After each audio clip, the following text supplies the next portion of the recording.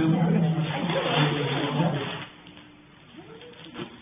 here, he was in Greensboro, he lived in Greenville, he's gone back down to, not Winterville, but Farmville.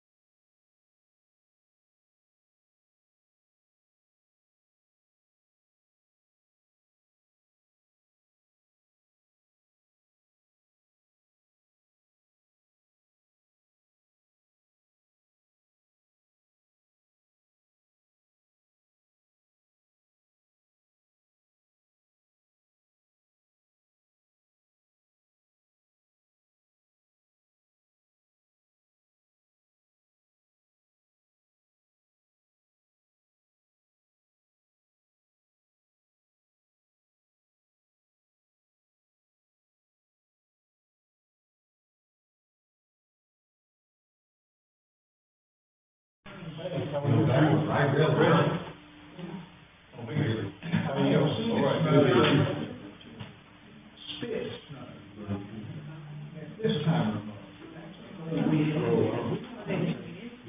Almost. It's all. Yeah, that's not what I call. Anyway, that's gonna be a problem. Yeah. All right. Often run that. No,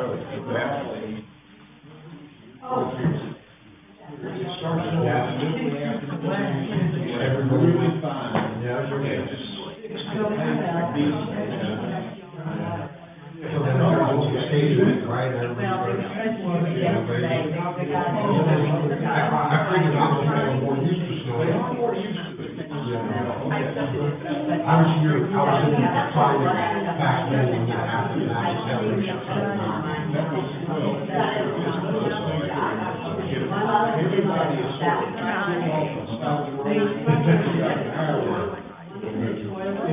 They could fix it.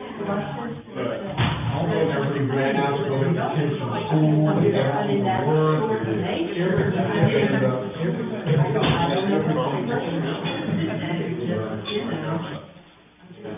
how are you? Probably see you when you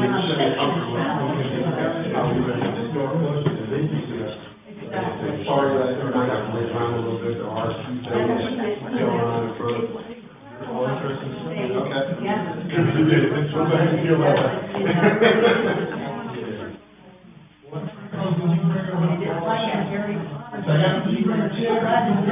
I know, I got a lot of things. Dallas is gonna do some, and Carl's gonna do some. So I got the whole staff in action. It's my favorite show, I know. I don't know.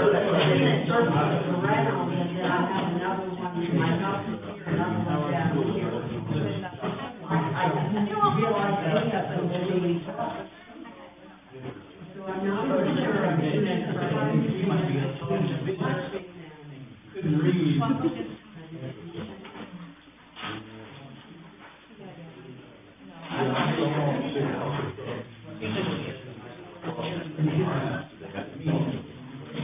But I know they used to have a shop very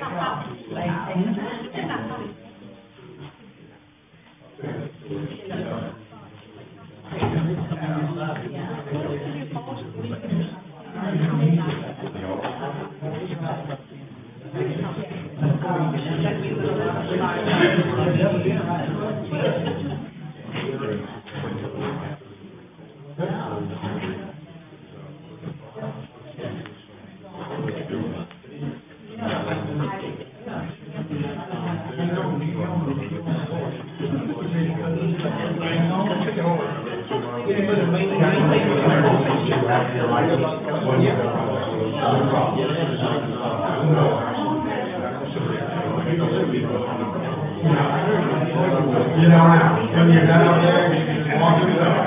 Yes,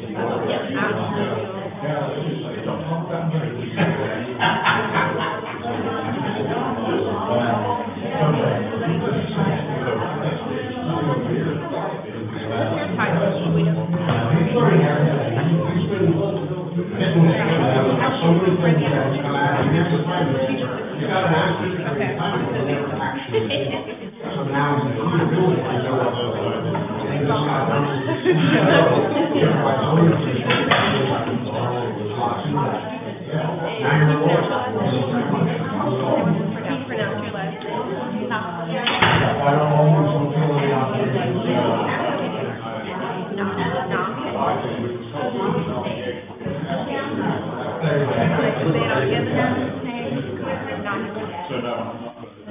you do it.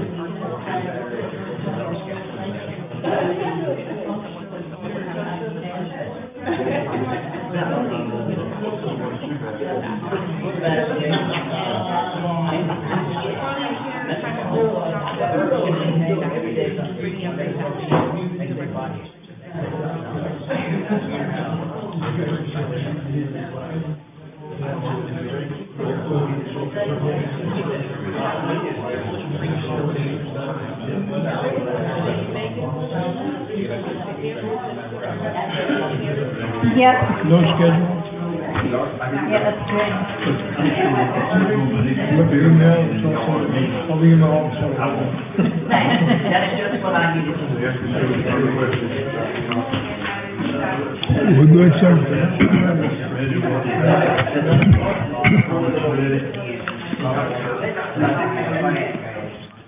Hey, John, 6 o'clock, let's call this meeting to order. First thing, let's turn off or quiet your cell phones, please. Tonight, our invocation will be done by Commissioner Wilkins, Pledge of Allegiance by Commissioner Kuczynski. Mr. Wilkins.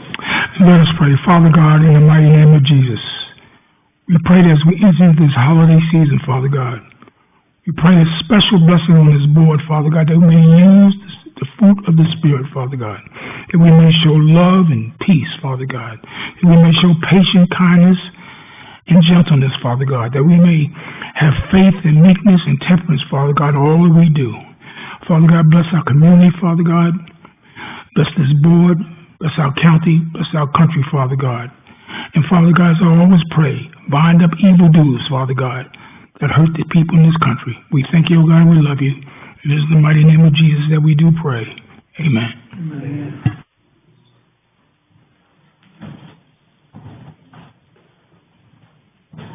Allegiance to the flag of the United States of America and to the republic for which it stands, one nation, under God, indivisible, with liberty and justice for all.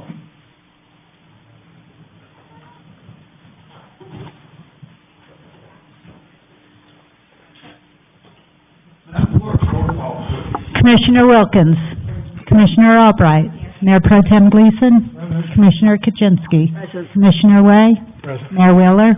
Thank you. All right, let's see, we move down now to the approval of the agenda. I do have something to add. We're going to put it at 5D, and that's 120 Sanford Street. Is there anything else needs to be added or subtracted from the agenda? Make a motion, we approve the agenda as adjusted. All right, we have a motion by Mayor Pro Tem. All those in favor say aye. Aye. Opposed, no. Motion carries 5-0. All right, we move down now to 5A, text amendment, public hearing. Dallas. Right on time.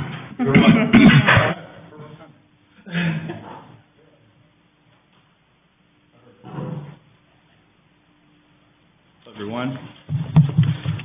Thank you so much. I do apologize. I was trying to make sure I had all my notes ready so I could go through this as quickly as possible. My name is Dallas Baker. Oh, it's not on? How about that? All right. Is that better? Can you hear me better now? No? How about now? Got to lean a bit into it, okay. All right, so my name is Dallas Baker, and I am the city planner for Creedmoor. Tonight I'm here to discuss text amendments. These are amendments to both the City Code of Ordinance and the Creedmoor Development Ordinance, and are improvements, basically, to our existing codes. What I'd like you to take away from this slide is that this is going to be an ongoing process. Our most recent batch of text amendments came to us from our code enforcement officer and the things that he was encountering in the field. And so we're trying to give him additional tools to handle some of the issues that are coming up for him. Also, I will say that this is Something Mike has given me as an ongoing task, this is going to be my baby, is every fall and spring I'm going to be bringing you code amendments. The text amendments we're going to be discussing tonight, erosion control for small lots, trash storage for construction sites, trash service requirement, and then traffic impact analysis is actually going to be a separate discussion. That'll be actually your next item because it's a little bit more in-depth and technical. But that's what we're going to be talking about tonight. So a lot of things dealing with construction and trash. So erosion control for small lots. We went through this whole process. Got a statement of consistency and got a recommendation from the planning board, and then last month we were preempted by state law. We cannot do erosion control for small lots. We can still do erosion control for lots of an acre or larger, which is the current state statute, but for anything smaller than that, we are now preempted and cannot do that. Mike will talk more about those state statutes in a bit. And this is like the Vince Gill song, you know, what might have been, so. Continuing.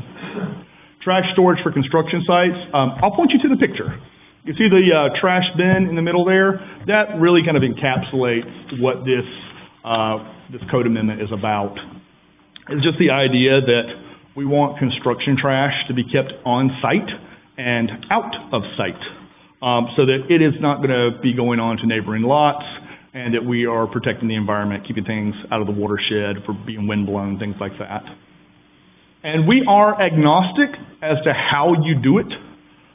So if you're a small site, you're doing a home renovation, you're putting in a new bathroom, you may only need like the bin in your garage, you know, or you get like a little bagster or something.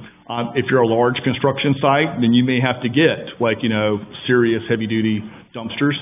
Or again, that middle picture there, that's just chicken wire. So just a mesh compound that you put stakes in the ground, put fencing around it, throw a tarp over it, that's fine. We just want to keep the trash from being blown off-site, carried off-site by animals, by wind, by rain, from getting into the watershed, or for getting onto your neighbor's yard.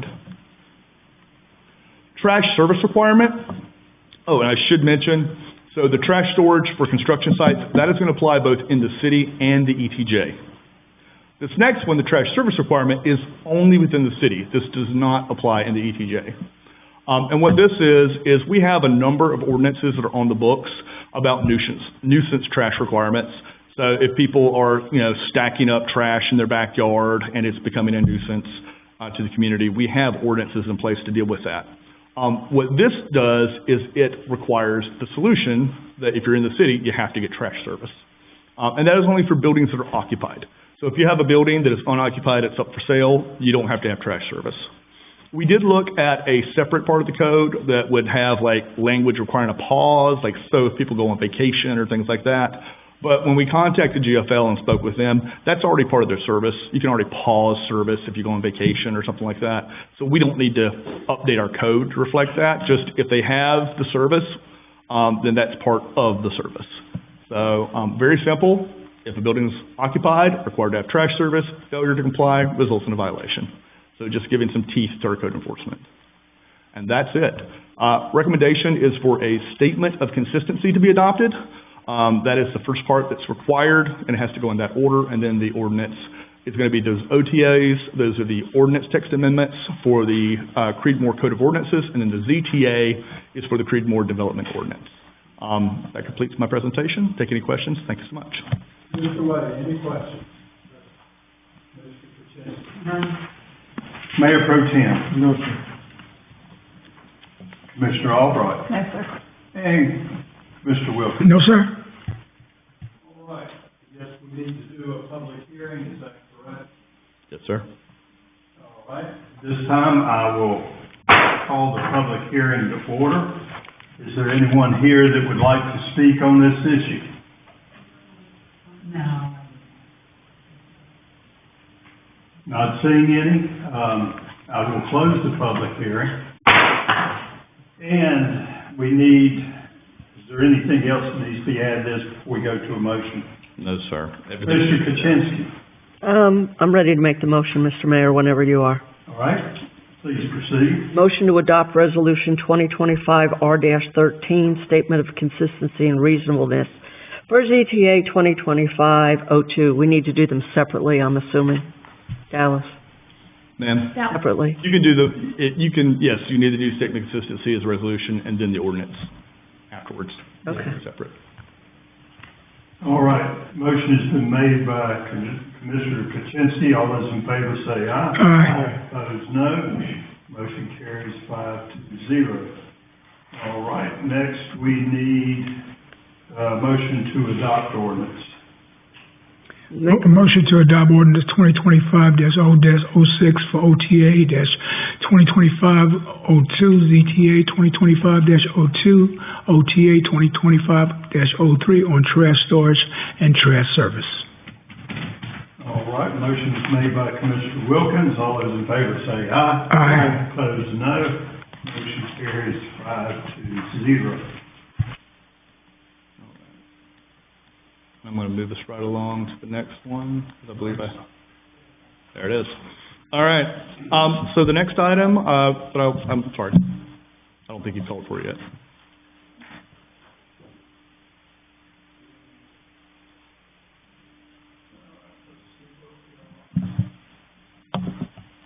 Item 5D,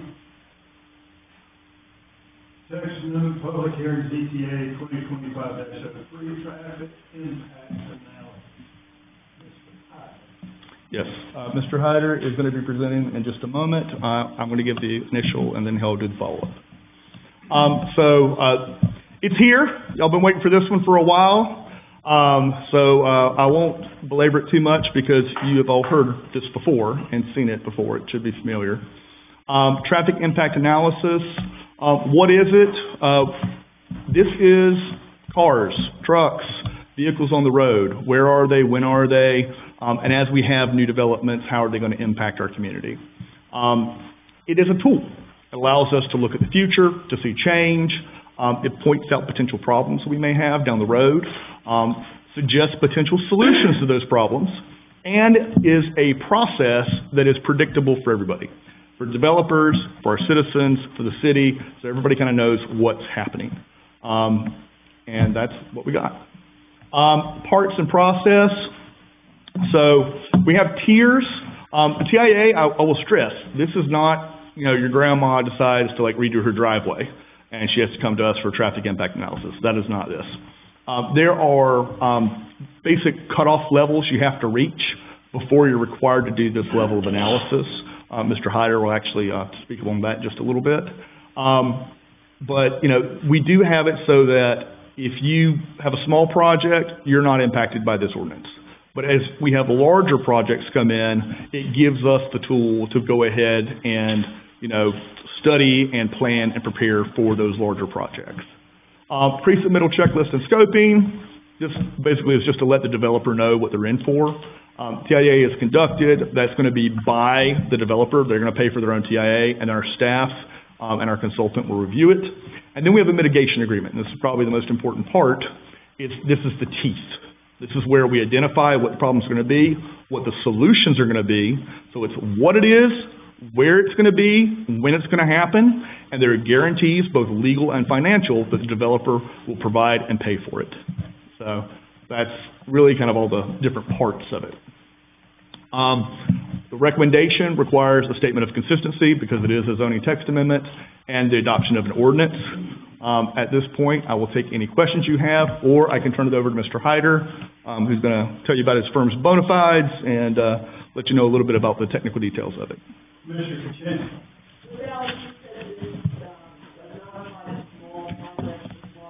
Yes. Sure. Mr. Hyder can speak to this more, but it's actually in the text of the ordinance. There is a chart, and I will pull it up and show it to you. So we have table 13.7A and 13.7B. So 7B is probably the one that's a little bit more intuitive. So, for example, a Tier 1 TIA, our lowest level of TIA where you have to go out and pay someone to do the study, you're building 53 homes. Okay? That's the smallest one. So below that, you're not doing a TIA. Unless you trip one of our other thresholds, proximity to a school, you generate a certain number of trips per day. So we actually have several different thresholds you can trip. So there's different things that might make you have to do a TIA. And I don't know that there's a page number on mine. It should be page 1, 2, 3, 4. So it's on the ordinance, and it is going to be the 4th page on the ordinance. If yours, or is yours guys, mine's double-sided, so yours might be, then yours might be on the 6th or 7th page.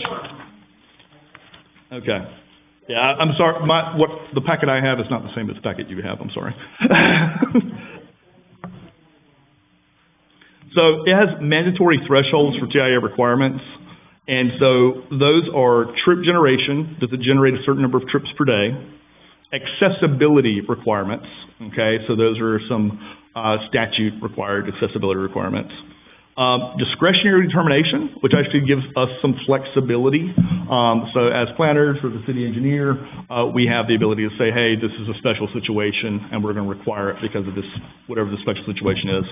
And then also land use intensity, which is that second table there, which says, you know, if you have this many homes, or you're a commercial space with this many square feet, or you're going to be a drive-through and have this many customers coming through your drive-through every hour, then those are the things that, you know, make it so that a TIA would be required. Well, I am grateful to finally see this coming. I wish it would have come a little sooner. But thank you, Mr. Mayor, for winning those few hours of having this gentleman come and talk to us so that we could get this on our books, because traffic in our neighborhood is a huge issue, and grateful for all this work. And I will say, just to, I'm not trying to gild the lily, I'm trying to just put things in perspective. This is not, unfortunately, a magic wand that makes traffic disappear. What it is a tool in our toolbox to help manage it reasonably. So, just to set expectations. Mr. Hyder, would you like to come, sir? A couple of moments. Mr. Hyder, if you would just identify yourself and tell us what you're trying to do. Certainly, Mr. Mayor. Can everyone hear me well? My name is David Hyder. I'm a professional engineer. I'm the engineering director at JM Teague Engineering and Planning, and we have prepared in consultation with Dallas and Mike and half of the folks in the state, I think sometimes, this ordinance. I fear that I'm a little biased about this, but I think it's the best one I've ever read. But then, since I prepared it, that might be natural. My company's been in business since 2010, doing primarily traffic engineering work, pavement condition work, traffic calming, all those things, all things traffic. We are legitimate experts in traffic engineering, although I will tell you that the standard for traffic engineering in the state of North Carolina is rather low. Anyone with a driver's license qualifies. And I have spent my entire adult life working to this point. I've been working 44 years. I am prone to tell people that Caesar was a corporal when I started. But anyway, that said, here is my take on this. Dallas says quite correctly that it's a tool, it's a magic wand. It's not a magic wand, it's a tool. It lets you accommodate growth in a meaningful and ordered fashion. Creedmoor, in some respects, has been quite fortunate over the past 50 years because you have been able to observe the rest of Research Triangle grow, quite frankly, like a weed. And you have been preserved from that or protected from that by the fact that you don't have water and you can't get to Raleigh. One of those constraints has been removed. You don't have water. And so now it's incumbent upon you as council to decide what you want growth to look like. And you have the choice of taking anybody that comes up the street with a plan to put a ramshackle building on a lot, or you have the opportunity to make sure that the growth that will be your legacy is meaningful, lasting, and sustainable. Those things. That's why you need it. I'm not telling you this because everybody else in the state has one. I'm telling you this because I think it's important. Now, that said, as I say, the vision is yours. You control it, but you will deal with growth one way or another. You will either manage it or it will manage you. There's no two ways about it. Now, so, what makes this ordinance useful? First is, as Dallas says, this is, I make my living doing this, quite honestly. I'm good living at it. But I just as soon not do them if I don't have to. As an engineer, I have three things that I need to consider. Number one is the life, health, and safety of the public. So when I sat down to work on this ordinance, that was my number one. Number two was the efficiency of the the transportation system. That was number two. And number three was the ability of your staff to implement that. So I've tried to create an ordinance that gives you a safe environment, gives you an efficient environment, and that Mike and Dallas can implement with or without my help. I hope I've managed. That said, basically 3 tiers in this. And to as much as possible, I have filed the serial numbers off of other ordinances and claimed them to be my own. Quite frankly, plagiarism is good engineering. I'm not interested in reinventing the wheel. I'm interested in taking the best pieces of other people's work and putting them to work for you. No use in reinventing the wheel. So, number one, I've piggybacked on NCDOT. They do this a lot. Now, their ordinance has certain weaknesses in it. It's probably 30 years old, and their threshold is too high. It works for them, won't work for you. They say, we need a TIA if there's 3,000 new trips on the road a day, or whenever the boss says. That's sort of under there. But anyway, so in this, my first step was, well, what kind of growth do I anticipate Creedmoor having? Well, I anticipate small, medium, and large developments. I'm not interested in, and Dallas and Mike and y'all are not interested in having your aunt, your sister, come when she wants to do a new garage to do this. On the other hand, if Chick-fil-A wants to come up here on Main Street, I think you might be interested. I don't know that for a fact, but I think you might. If it's something that's in your school, you will be interested in making sure that the children are safe. So that's one thing. Basically, we've divided this into 4 tiers. Basically, the 0 tier. Oh, you fill out the form. You don't need anything. You go away and do what you want. The 50 trips per day, or the 53 houses. 53 houses are sort of a minimum, and that is a 1/4 mile radius from the driveway. And frankly, I see that as a time when you can say, okay, you're adding trips here. If at all possible, I need you to put in a turn lane. Because honestly, that's for everybody's safety. And then there's the middle tier, which is, I want to say 500 trips per hour or something like that. That goes a 1/2 mile out. At that point, you're talking about safety, but you're also talking about, you're quite likely to mess up an intersection. You're quite likely to make one not function. So we want to do a capacity analysis on that. Lots of tools we want you to use, the ones NCDOT wants other people to use. That's it. And a report. All this needs to be in writing.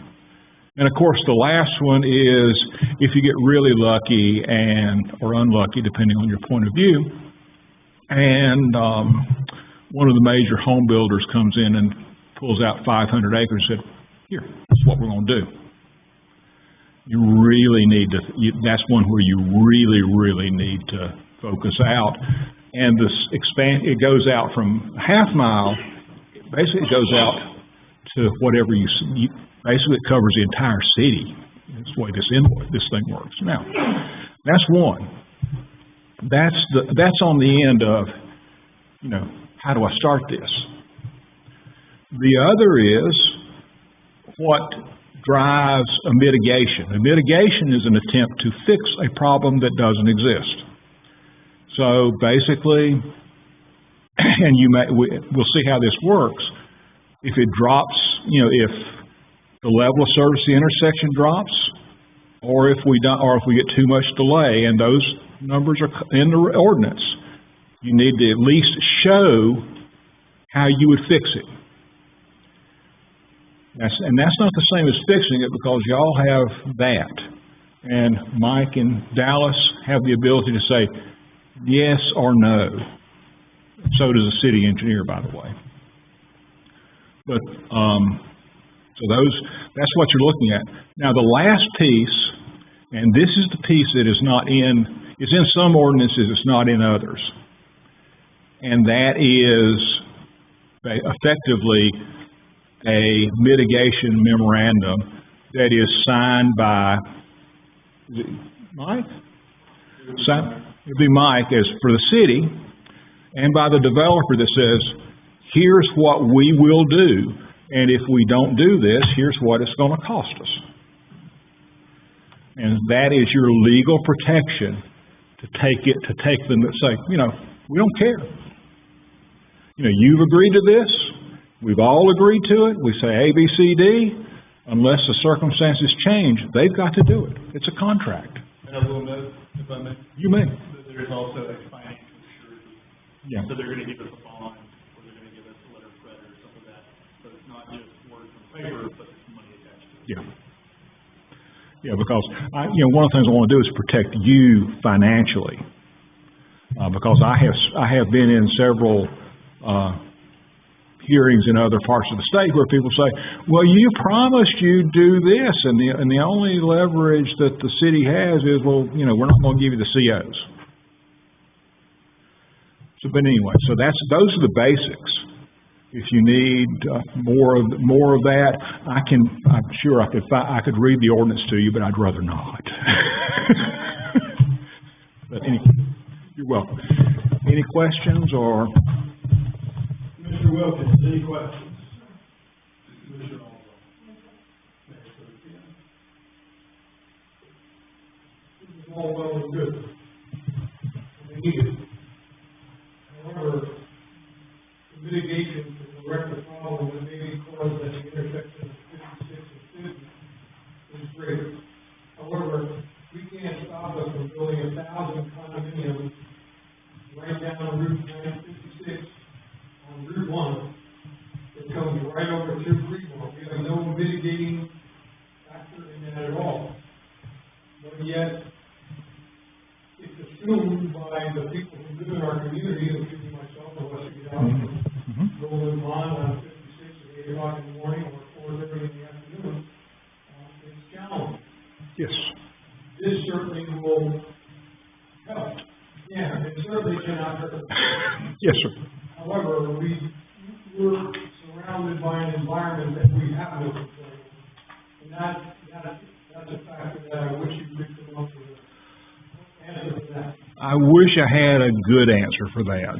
The only answer I have is that you have to be dependent upon my friends in North Carolina DOT to do their job. Because if you put 1,000 condominiums out there, they do get a TIA, and it does trigger their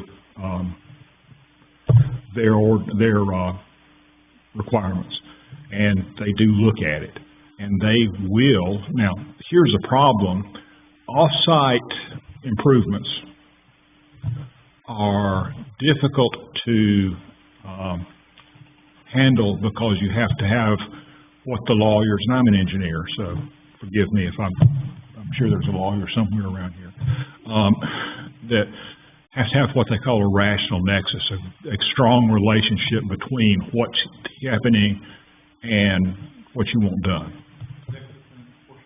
Yes, exactly. I certainly think this is a little Yeah. Yeah. I just wish we had more control over the fact that we have 3 state highways, which are 2 lanes, that take people from point A to point C, and they have to go through B. Yeah. And that we have, thank you. Yeah, one of my, and in honest response to your answer, one of my next tasks in this role may be to see if we can get some of those improvements funded, or at least to develop a strategy. For better or for worse, I can't guarantee funding. Mr. Kuczynski, any questions? No, I thank you for that in-depth explanation. My problem with the DOT impact study that they've done in the past is we put a turn lane in to get you into the subdivision, but we take no consideration for getting out. Mm-hmm. And I'm hoping that with this, both situations will be taken under consideration going forward, so we don't have citizens who can't get out of their subdivision to go to work in the morning. Some of the changes that are coming with the Cedar Creek subdivision will help a lot, and hopefully this will be a step in the right direction for future. And I thank you. You're welcome. Mr. Way, any questions?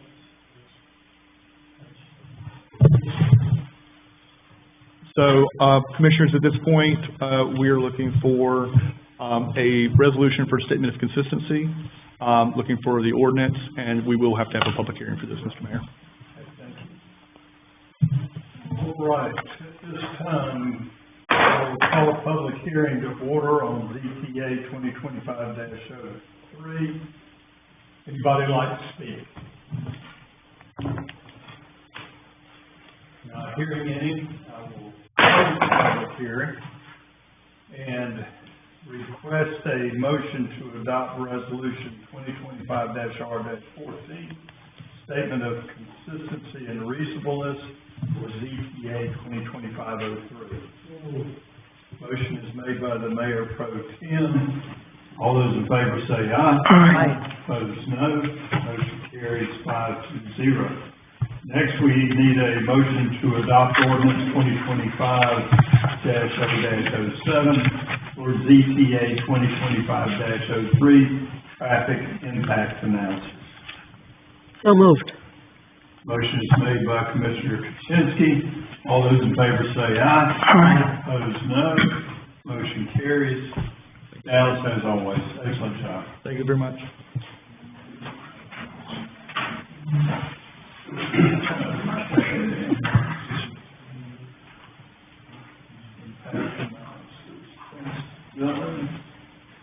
All right, we're moving down to, did you? 5C, which is a Far River Land Conservancy land transfer agreement. Mr. Frangos. Keep going, Barbara, keep going. 78. Thank you. You're welcome. Sorry, it's a long ordinance. Long ordinance. There you go, stop there. Come back. There you go. I think that's the most important slide that y'all need to see. Everything brown on that picture is Butner. Everything yellow is Creedmoor, and green indicates Moose River tributaries, wetlands, floodplains, and natural area. We are here to consider the 3 parcels that are outlined in red. So you can see mostly that they are entirely outside of Creedmoor's corporate limits and ETJ, and are very close and inside of Butner's jurisdiction there in the brown, adjoining, certainly. So the item under consideration for you tonight, it's not an action item, but it is an item that we want to bring to your attention. It should be familiar. It's something that we've talked about before. but it relates specifically to a property that we, the city, have owned for almost 20 years. I call it affectionately Lake Rogers North, the idea that it's north of Lake Rogers. But these three properties, 185.77 acres, were acquired fee simple in August of 2006, from the Tar River Land Conservancy. Imagine that. They owned it at that time, and the city wanted it, and we bought it, fee simple, back in 2006. Well, like the resolution says, and I think it's a great line, is that Creedmoor should now determine that the property which lies outside of the corporate limits and extraterritorial jurisdiction to be in excess of its needs and purposes. And I say that because we used the property. We did have the dredge and reclamation project from Lake Rogers, and that was in 2008 and 2009, and we did deposit sediment onto this tract, the middle piece there, the one closest to Washington Street. But now, really, there aren't any purposes that the city has left for this property. And in fact, I fear that the property could potentially be a liability for the city because, of course, we would be responsible for anything that does happen out there as owners. And I say anything that could happen, nefarious or otherwise, that could go on and that could impact the city going forward, where we would have to answer to the ownership question and the stewardship question. And I think that's really the biggest point here, is that we are, as a city, ill-equipped to steward property of this size and of this natural state. It's far outside of our corporate limits. It's difficult to get to. There is no road frontage on these pieces except through the Rogers Point subdivision. And again, it isn't anything that we are best suited to handle and to accommodate. Now, what I've done is we've discussed it with Mr. Derek Halber, Executive Director of the Tar River Land Conservancy, and he's here with us tonight to help answer questions. And we agreed on this proposed transfer agreement. The written document is before you, and it's in draft form right now, and there are terms that go along with it that are very clear. But truly, the bottom line is that they would be willing to accept transfer back and stewardship responsibility for this property from us. Now, in order to actually do that, our attorney did make us aware that there are specific general statute stipulations that are related to the sale of property to nonprofit organizations, and there is a required resolution that this board would have to pass at a regular council meeting in order to authorize that the city dispose of the property in a private sale at a negotiated price. Now, it's not really a price. I want you all to know that it's about matching grant funds. We're not paying them to take it, or they're not paying us to buy it. We're agreeing to work together on the beneficial future of these parcels. And I'll call your attention to Exhibit A, which is in the land transfer document, which includes the project budget. And this is kind of where we hit our stumbling block. Some of you might recall, over the last year or so, I've been exploring the idea of surveying and boundary marking, and I came to report to you all just how darn expensive those professional services are. I was getting quotes upwards of $40,000 plus just to do surveying and marking of this property. And, that's an expensive endeavor that I don't think we were willing to undertake. But Derek certainly is. Tar River Land Conservancy certainly is. They want to go about properly surveying and marking the boundaries. They want to handle, any sort of encroachment, cleanup, site assessment, and gating of the paths, which is another expense that's identified here. It's all about controlling access. It's all about being sure there isn't any misuse of the property and being sure that it could function as nature intends it to function, which really is just a tributary of Ledge Creek and Falls Lake. I'm sorry, Lake Rogers, ultimately Falls Lake, ultimately. So the cost associated with this to the city is a minor one. It's $5,000 related to grant match funds, which Tar River does intend to pursue land and water grant funds, and I think I pointed those out to y'all last time when I did my presentation about available grant funds, and we want to support them in that endeavor so that these funds can go to execute the budget as proposed and get us to a place where we could lawfully transfer ownership. So we're not done, but we are in a good place. If this board chooses to go forward tonight, we'll bring back a resolution regarding the disposition, and then we'll have to publish that in the Ledger News, and then a closing can happen sometime thereafter. Maybe December, maybe January, maybe later next year. I'm going to stop there for the sake of time, and I'm going to ask if anybody has any questions right now that I could try to answer. Again, Derek is here, if you all would like to hear from him. Just a real quick question. I understand the purchase of the land back when we were doing the project in the lake. Was there anything else they could have done with that material besides buy this property? This was the cheapest alternative.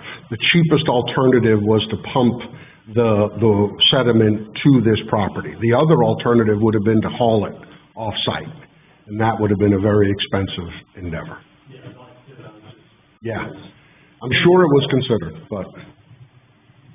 what was the purchase price when we bought the property? You got a number? Do you know there? According to the tax card, I think it was in the 70s, about 70,000 back in '06.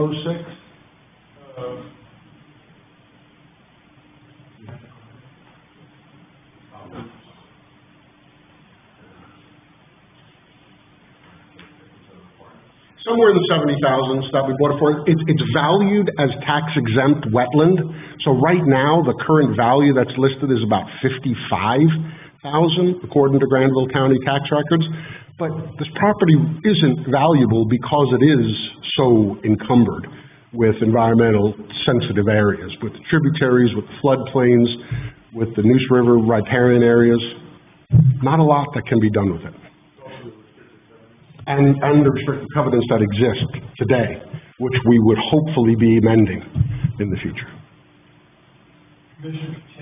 Why would we amend them in the future if we didn't own them anymore? Well, the covenants are part of the sale. So the covenants that are being proposed are included in this land transfer agreement. There's an existing set of covenants that this will replace. And they're just different. They're not different in terms. There's just a few things I'm sure that have been added to the new covenants. So this is all information only, no action is required tonight? That's right. Okay.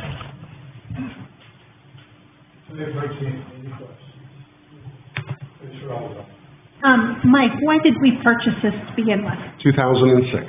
So why? Well, What was the reason, like, what was the thought of purchasing?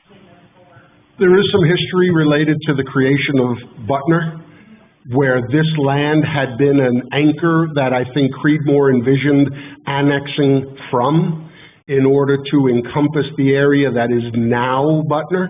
So at the time, the city wanted to use this as parcel that it could annex from and include all of what we affectionately call Butmore into the Creedmoor city limits. But unfortunately, the General Assembly did away with that, struck down our annexation, and created Butner as our new friendly neighbor.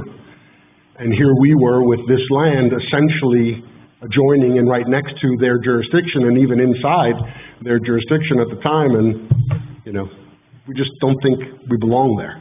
I think it's better served by a third party that can manage it better than we can. Mr. Wilkins. No, sir. Derek, do you have anything you want to add to this? Well, good evening, Commissioners and Mayor. I'm Derek Halberg. Good to see you all again. I'm from Tar River Land Conservancy. Thank you, Mike, for the very thorough explanation of what is being proposed. This is an idea that was floated with us, the transfer of the land back, I think about 5 years ago. We've kind of been back and forth in discussions about how feasible this would be. The properties were originally acquired by Tar River Land Conservancy because of the environmental significance of them and the importance of protecting them for the benefit of the quality of Lake Rogers, the water quality there.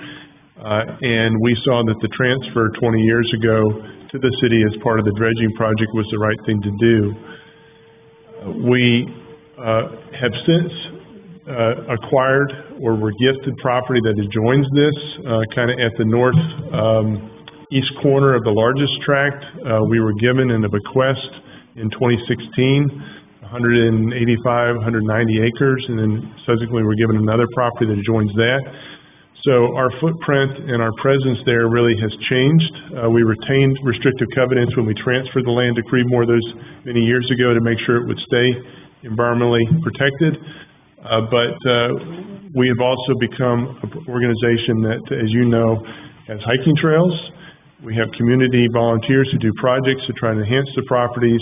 And as we thought about what are the reasons why we would want to potentially become the owners of this land again, we've looked at those ideas and the possibilities that it could be more for the community just beyond being as important wildlife areas and the habitat areas for protecting Lake Rogers. It is true, I think I mentioned to you when I spoke several months ago and gave an update that we are going to really hold this to a higher standard than we did 20 years ago as an organization. So we're going to get a boundary survey done, corners marked, we're going to have an environmental study done, we'll notify the neighbors, do all the things that we have to do as an accredited organization that back then I don't think we knew well enough that we needed to make sure we did do. But to kind of set the stage for that, when I went out with one of my staff members and Carl Barclay, your engineer, in September, we notified all the neighbors of the plan to go out there and walk the land. We'll do that again as part of the notification for the survey if this is approved by you all at your next meeting or subsequently for this transfer to take place. I'll say that our board has discussed this in their meetings. They've not passed a resolution. They didn't want to get ahead of this board, but they stand ready at our December meeting to adopt a resolution approving, I feel sure unanimously, to move forward with the agreement that's been drafted. It is a draft agreement, and whatever feedback is offered, we welcome that from the city attorney, others, to be able to make sure it is the agreement that we want. Restrictive covenants that are on the land, once the ownership transfers back to the Conservancy, our attorney says that technically those restrictive covenants go away.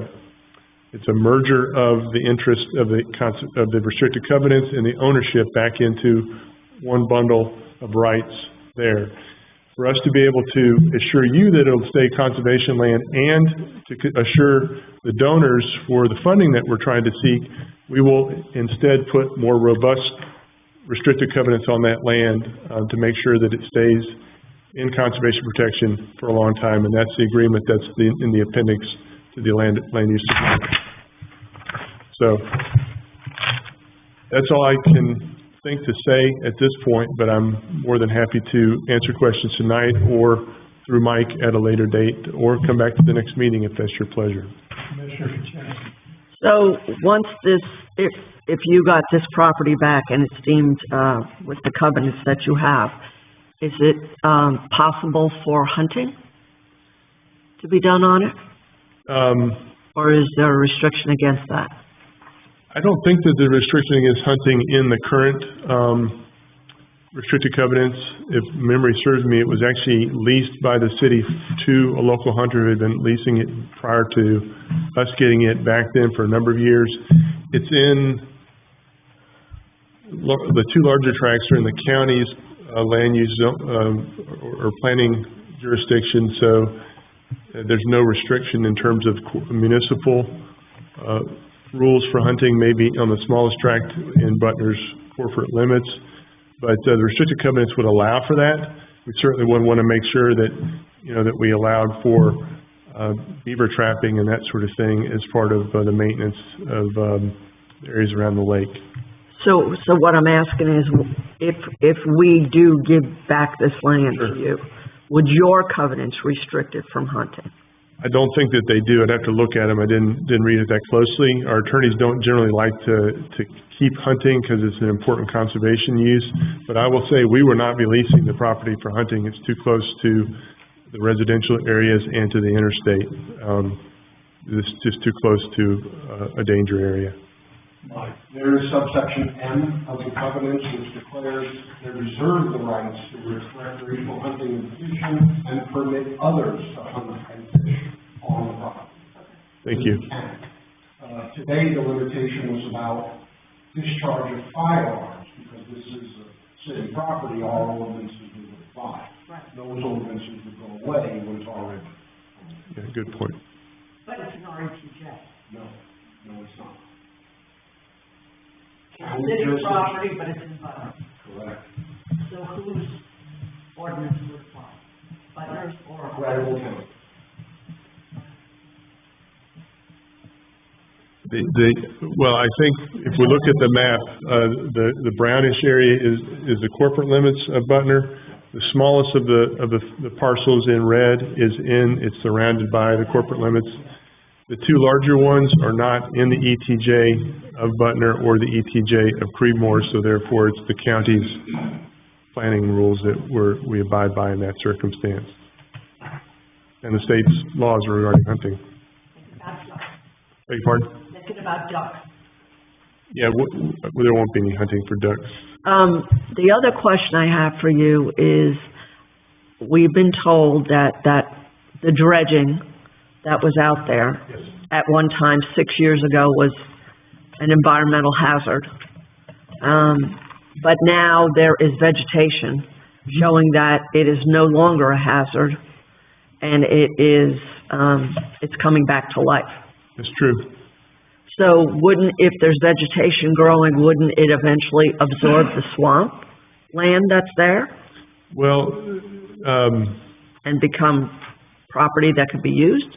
That's a good question. So the dredge material was not put in the swamp. It was put on areas, which had a pointer or something I could show you, but let's look at the middle track there. If you see the white area that's kind of at the northern tip of it, that's where the dredge material was placed. It's outside the green area, which is the floodplain or wetland. Okay. So Carl Barclay and I and one of my staff members saw that area. We actually found it very easily because the silt fencing, very similar to what was in the slides earlier, is still there. And it was, they would have pumped it. We know how, we could see from the old maps from the project reports, where it was pumped from a barge in Lake Rogers across the wetland areas to this middle tract. They had to get all the water out of it in piles, and then when it was dry enough, they spread it. And so it's just kind of a nice, gentle mound, about 11 or 12 acres of land that's surrounded by this silt fence. And it is correct that there's trees that are growing on it that are anywhere from 10 to 15 feet tall. Nice. Yeah, which is wonderful. We had the same question about, did it represent in any possible way an environmental hazard? I've talked to our environmental consultant who hasn't visited yet, but in his experience, as long as there's not industrial sites that are upstream of a reservoir like this where the sediment has been dredged and there could be heavy metals from the industrial activities upstream, as long as that's the situation, as is in here, he doesn't believe that there's anything that we need to be concerned about from an environmental standpoint, as long as there's vegetation that's reestablished on the area. And that's what we observed when we were there. I wish we could show you pictures. Sorry about Mike, that. Lake Holt is north of this, right? Yes. Way north. Yes. Okay. Northwest. Lake Holt is on Napa Reeves Creek. It's a different watershed. Okay. Yep. This is the furthest reservoir upstream on Ledge Creek. Okay. So does this drain into Lake Rogers? Yes, you can see the big green area, lighter green, just on the bottom of the map on the south side there. That's the upper cove of Lake Rogers. So if you were to canoe up there, paddle up there, you'd get to the area before it got too shallow to paddle any further. So that's how close you are, and that's why you want to keep this wetland area. You want to keep it natural habitat so that it protects the water quality and can trap more sediment that does come down from the watershed. So hopefully, not for another 50 years, do you have to worry about dredging again. So there's no concern, I mean, we have fish in Lake Rogers, is that right? Oh, absolutely. So there's no concern of any of this contaminating Lake Rogers with PFAS? Well, I understand that, but I mean, if there's fish in Lake Rogers, then there's no contamination in Lake Rogers. From this, anyway. Okay. Mr. Way, any questions? Yes, sir.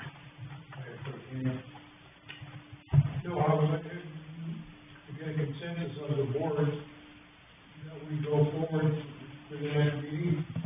We would also, if we want to approve something in our next legislative meeting, we would need probably a, budget amendment for the money.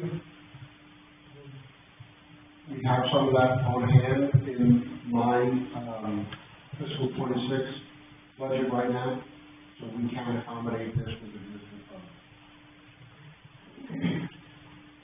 Mr. Owen. Mr. Owen. Sir. Thank you, Mayor. Thank you, Commissioners.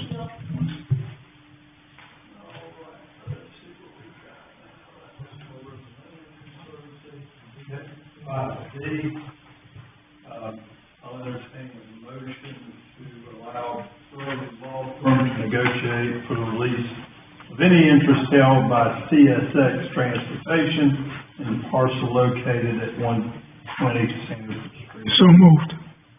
Motion is made by Mr. Wilkins. All those in favor say aye. Aye. Opposed, no. Motion carries 5-0. And thank you, everybody. Thank you. We move now to 6A. Mr. Cummings, welcome to the little slice of heaven that we have. The floor is yours. Done by yourself. Thank you, Mr. Mayor. Drew Cummings, County Manager. Good evening to Commissioner Wilkins, Commissioner Albright, Commissioner Gleason, Mayor Wheeler, Commissioner Kaczynski, Commissioner Way, Clerk, Mr. Manager. I appreciate you having me here. And have some interesting things to talk about tonight. So pleasure to be here, and also saw a number of you last week at your Veterans Breakfast. I was glad to be able to make that. So thank you for having me there as well. Next slide. Oh, I see. Yep. Great.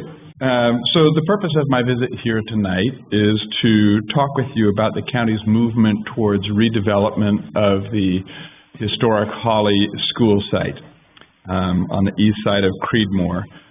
You may be aware that we have just awarded an abatement and demolition contract for that school. That work should be beginning before too long.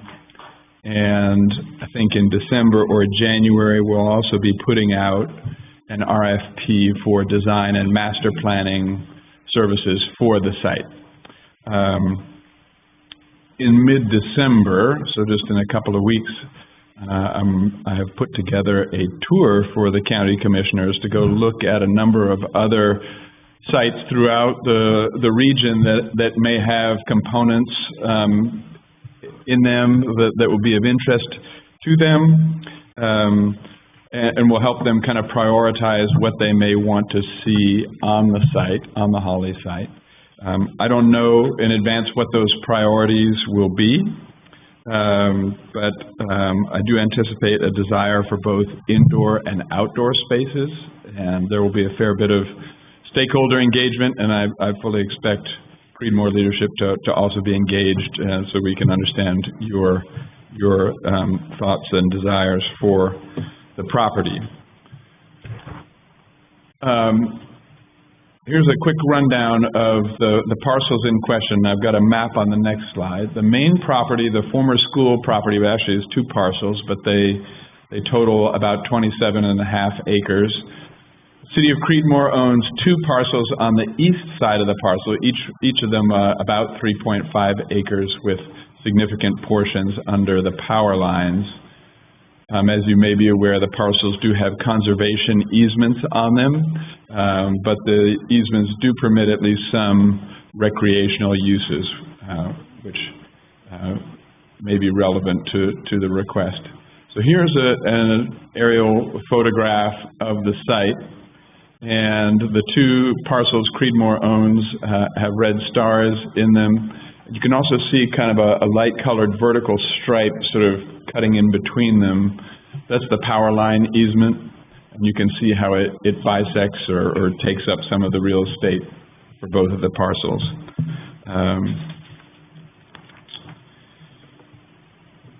So, clearly between the conservation easements that are on the parcels as well as the power line easement, there are definitely practical limits to what could be done on these parcels by anybody, you, the county, or any other owner.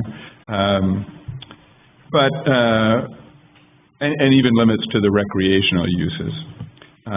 But the county is really working to figure out how to maximize what we can do for the southern end of the county on this property. And outbuildings and other kind of accessory spaces to the main property could prove very useful and could help the county make this a much better location, much better facility, much better set of amenities for the southern part of the county. And I will also mention, it's hard to look at this photograph and not see that there are some farm parcels on the west side of the main parcel, and we're exploring those as well. So the request, right, is in order to help the county maximize a recreational facility that will specifically and especially benefit Creedmoor residents, because it's actually, I don't know if it's inside or outside the city limits, but it's very close, just outside. Is the city willing to donate these parcels to become part of the future project? And with that, I imagine there will be some questions, and I'm happy to do my best to answer them or to go find answers and send them back to you. Mayor Pro Tem, any questions? No, sir. Commissioner Albright? None. None? Nothing. No comments, nothing. Oh, I can make comments, but I don't have any questions. I'm fine with it. Commissioner Albright? I was curious as to what you might be thinking about putting on the land, and I have a second part to that. Do you see any type of little history about G.C. Holly and keeping that there for the purpose of the community? History. And actually, I'm gonna answer that question first, and I'll get back to kind of potentially envisioned uses. So, yes, and thank you for asking that question, because I should have gone ahead and mentioned that.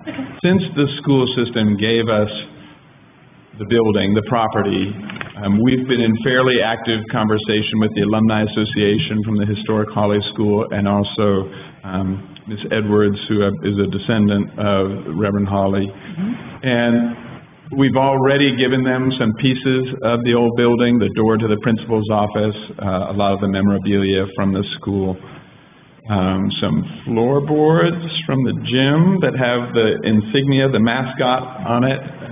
They wanted those. I'm not sure they're gone yet, but they wanted to cut those into 2x2 squares and offer those to alumni. What we've talked with them about is, this is about how specific it has gotten. a history wall, perhaps something like the one in Butner Town Hall, right? That doesn't take up a lot of real estate, but is still a powerful reminder of the history of the site. So thank you for that question, and those conversations are ongoing, so exactly what that looks like, will be determined as we move forward. That would obviously be in indoor space, right? So as we look at this set of parcels, everything from the top down to about that traffic circle is relatively flat. So that's ideal for playing fields, right?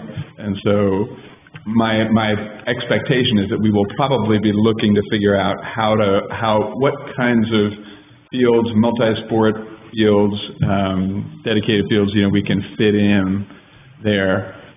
I would love to see those be turf fields with lights so that they can really be used a lot, and by a lot of people without, getting torn up too much. Those obviously cost more up front, but they can generate revenue too, and just kind of be more durable and more use to the community. On the southern portion, which slopes down a little bit to Brassfield Road, not really steeply, but there's some terrain there, and it would be hard to make that into something level enough to be a sports field. So my anticipation is that indoor spaces are likely to go on that southern third of the property, more or less. And we'll say that we've been in conversation with the YMCA of the Triangle as a potential partner. I don't really have anything beyond that to report, but they do partner with local governments to develop recreational sites. So those farm parcels on the west side are also fairly flat. They kind of start to slope down a little bit too, but those might be workable as some additional fields. So you haven't purchased those? You haven't talked to them? You're talking? I think one or two conversations may have happened. It's a trust property, so but I know that Commissioner Karen, for example, has been reaching out a little bit. You think about annexing into Creedmoor? Well, I mean, you could if you wanted, right? That would be your decision. I guess that's right. We would have to request it. If that were important to you all, it obviously wouldn't add the property tax base a whole lot. For the county to own it, but I'm not sure we would object to that idea, or I think we would be open to that. Okay, I'm done then. Thank you. Mr. Wilkins, any questions? Mr. Cummings, was the North American Land Trust Conservation asked about permitted uses of the conservation easement? No, and as I mentioned earlier, I tried to be a little vague about what recreational uses those easements might permit, but that is something that we needed to do if this looks like it might move forward. And make sure that we understand going into any potential transaction what the limitations of the property are. Thank you. Mr. Way, any questions? Is there consideration there for an all-inclusive playground area for kids in the area, and possibly a splash pad if the county's interested in trying to do something? We keep laughing. I haven't been able to do accomplish it in 4 years, so. I think that, those parcels on the west are total about 15 acres. Then we got 27.5, and we got another 7-ish between your parcels, right? So we could be looking at approximately 50 acres. So that's a sizable site. I think there are a lot of things, kind of smaller, more compact uses that could be squeezed onto the site. Probably something like that could also be put in the bottom third, right, where like a little bit of terrain wouldn't matter for something like that. So I think what I would do is encourage you all, when you're engaged, about your thoughts and priorities for the facility, to express desires like that, and we'll see where it goes. I mean, there's not going to be enough space and enough money to do all of what everybody wants, right? I don't anticipate we'll be able to make. That's an important one. That's an important one. I have heard that before and understand the desire, and maybe another way of answering too is I definitely think there should be some elements to this site that are really welcoming to young children, not just, soccer league players, football players, baseball players, and so on. Commissioner Kidd. So we've had a survey done with Parks and Rec, and there has been an interest by the citizens of Creedmoor for a dog park. Skate park, we can't do a skate park on this land because of the conservation easement. So we can't put, impervious on top of it. But, I don't know how, but I was never aware that we owned these two pieces of property until this came up on the agenda. And, I mean, if I was told about it, I had no idea where it was. But, I would think that, to Commissioner Albright's question about annexing into the city, that the county would want to do that for a faster response in issues of safety and police response. We do have mutual aid with the county, but we're right here. And it's not a tax issue at all for anybody. For either. You said something about outbuildings. Were you thinking about putting outbuildings on these properties? I think probably what I was doing is spitballing, right? Okay. I don't know, for example, kind of to Commissioner Wilkins' point, whether some recreation-related, equipment storage sheds or bathroom facilities or other kinds of things that we're going to need there would be permissible. That's something that we need to look at, but that's kind of what I had in mind, but I don't know at this point whether that would even be possible. I'm concerned about EMFs on this property with the power lines running through it, for children playing on it. That's a concern that I have. And that's probably was never developed until now. You're talking about electromagnetic field. Okay. Which I'm worried about with electric cars too, but that's another day. So over the past year, I've heard some talk, that the county was going to build a new senior center. And in your proposal to us, you said a possible senior center. When I've asked about this over the year, every time I've heard about it, I was told, no, we're not talking about it. We haven't thought about it. And I understand that in this, to us, you mentioned possible senior center. Can you expand on that? Yeah, so we haven't even gone through the design and master planning process yet, right? So my experience with county capital projects thus far has been there are a billion ideas about what might be done on a particular site, right? And as we move down the road, we get a little more focused on how much money we have and what the site will permit. And it has been discussed, but certainly no even interim, never mind final decisions have been made about it. I will say, I don't know if any of you have been to the Hillsborough Sportsplex in Hillsborough, but it's an interesting facility, and it's going to be one of the stops on our tour. And if you are headed out I-85, you can pull off and be there in 2 minutes off of the interstate. It's a really neat, mostly indoor, but not entirely indoor recreation facility, and is co-located with a small senior center. They then have access to all of the athletic facilities and classes and so forth too.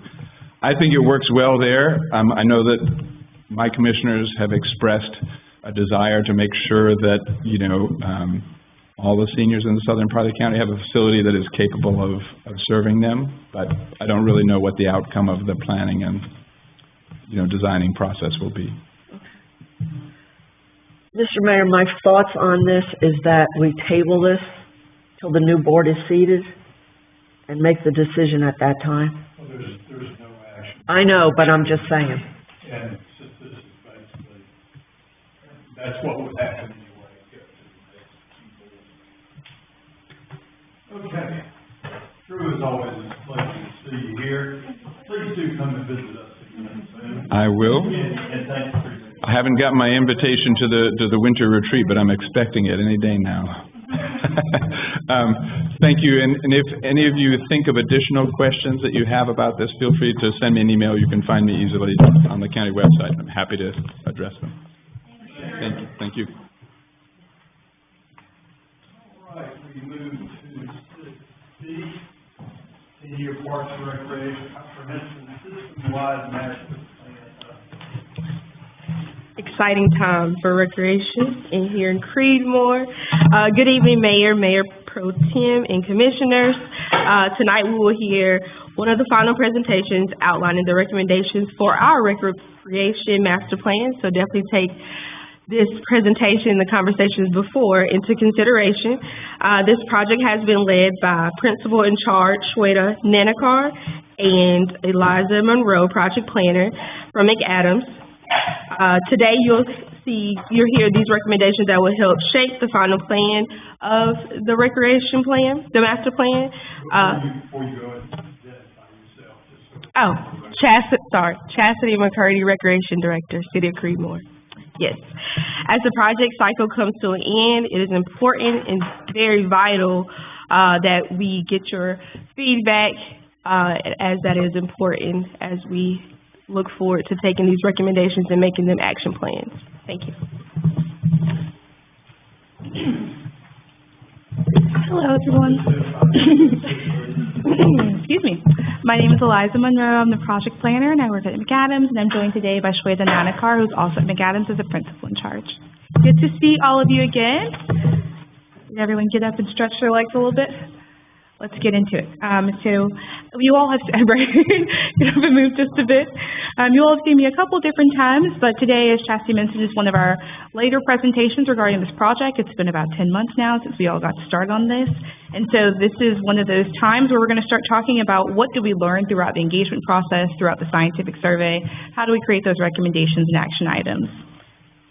So just as a reminder, we kicked off the project back in January. It has been different stages, inventory and analysis, looked at previous plans, a lot of different engagement events, which included the scientific survey as well as the Easter egg hunt and the open house at the community center. Throughout that time, we also met with staff and the CPRC, and as well as you all to understand what you all are hoping to see from the plan. And now we're going to get into what exactly is those next steps for the plan, and what exactly are those guiding goals and principles.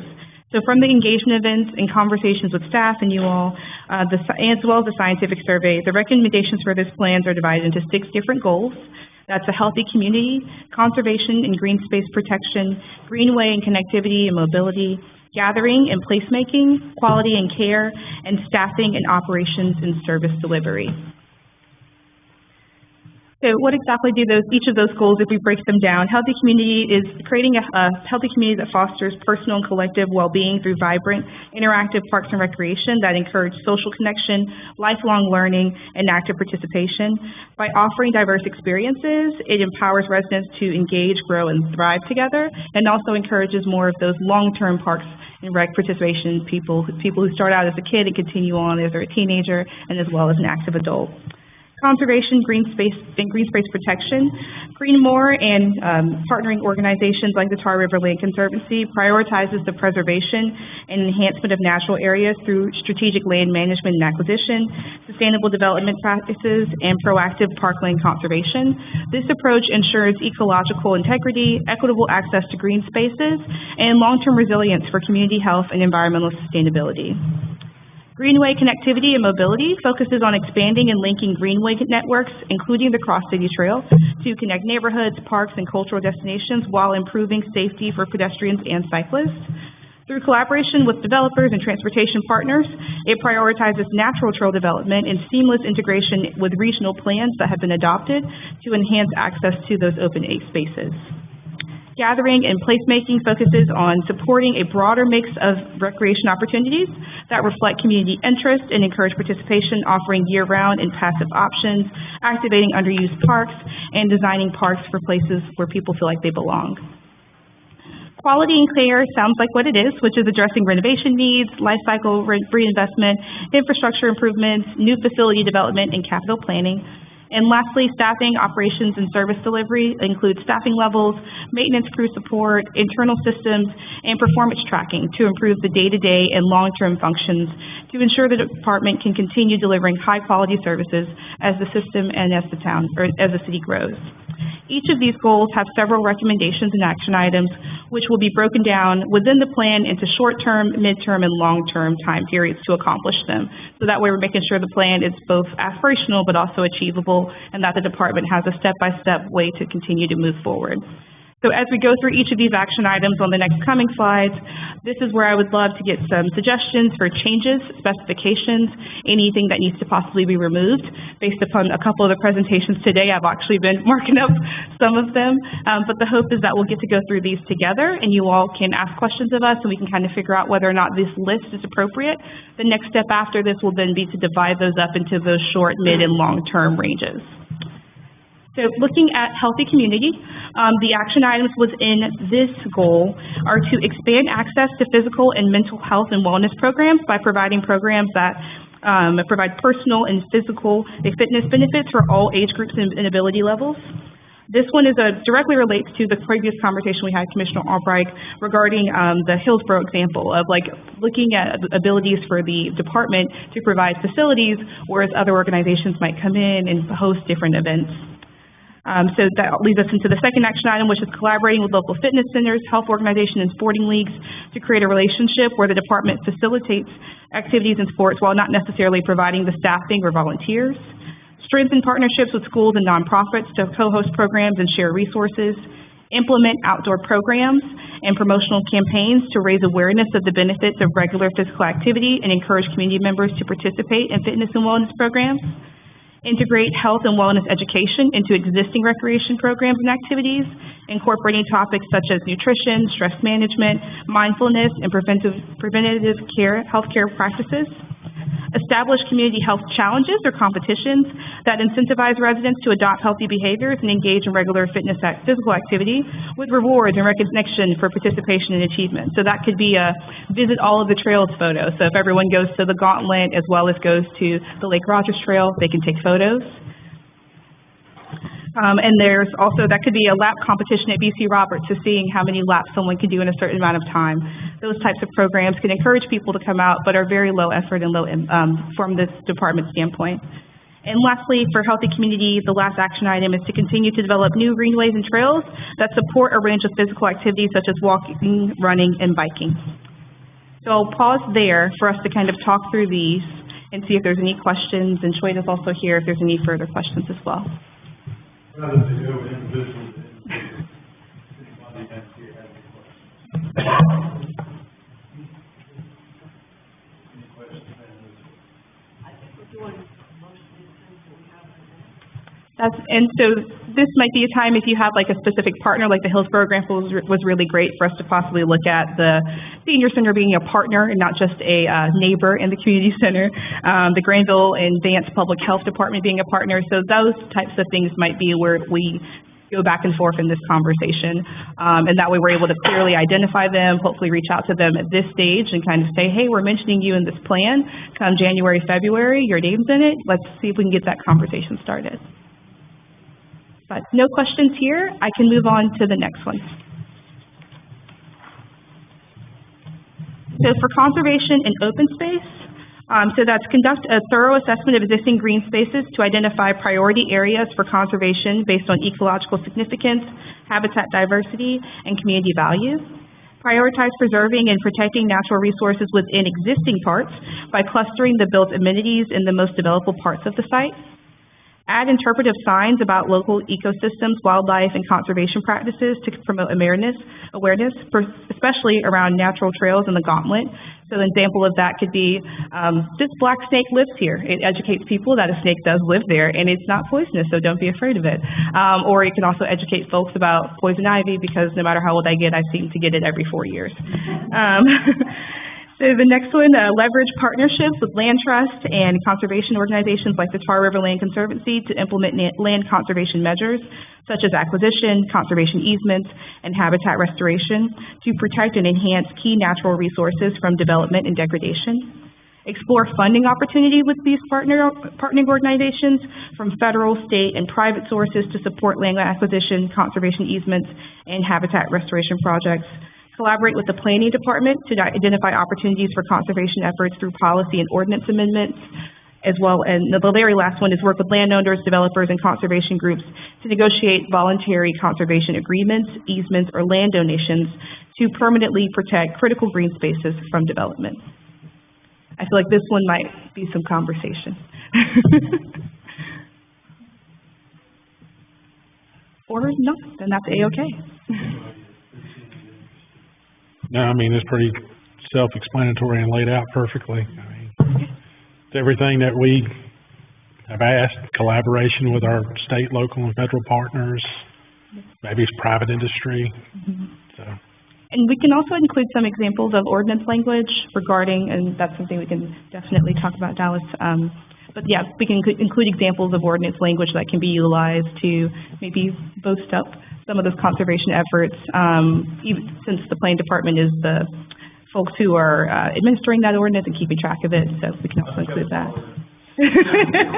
We can include that as well. I mean, one of the things, yes.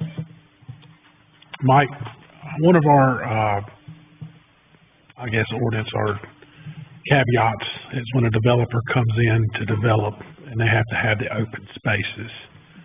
Maybe we could look at actually saying if it's this many houses, you need to have, you know, adequate playground equipment to accommodate this many, instead of just something vague. Like someone puts in 150, you know, home subdevelopment and they put up 2 swings and a slide. That's not really going to be enough fun for kids that live in the neighborhood. So maybe something that we could expand on. So part of the reason we're actually because we would like to try to integrate the two, because their recommendations would inform any policy that we do. And so things like, you know, if there's an open space in this new development, then maybe we can connect it to our existing trails network. And so just build that and build that. But we would have to have this document and then our documents and make them. Right, and I think this is a perfect time to make it mesh together and collaborate and get into more detail, as we're only going to go up from here, and young families definitely want to have areas for kids to go and play and all the cool fun stuff. And if we can get developers to get on the bandwagon with us and help accomplish the goal to make Creedmoor walkable, enjoyable, and friendly from neighborhood to neighborhood, and that's what I would like to see. Commissioner Kuczynski. I think Paddington is the only subdivision that, after Golden Pond, I mean, that has any type of recreation facility in it.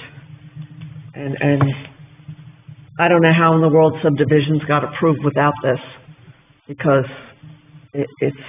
I thought this ordinance has been around long enough that it should be in all of the subdivisions. I mean, you've got a swing set behind your house, one swing set for the whole subdivision. And a basketball court. And Whitehall has nothing. We don't have to be here. We don't have to meet there anymore.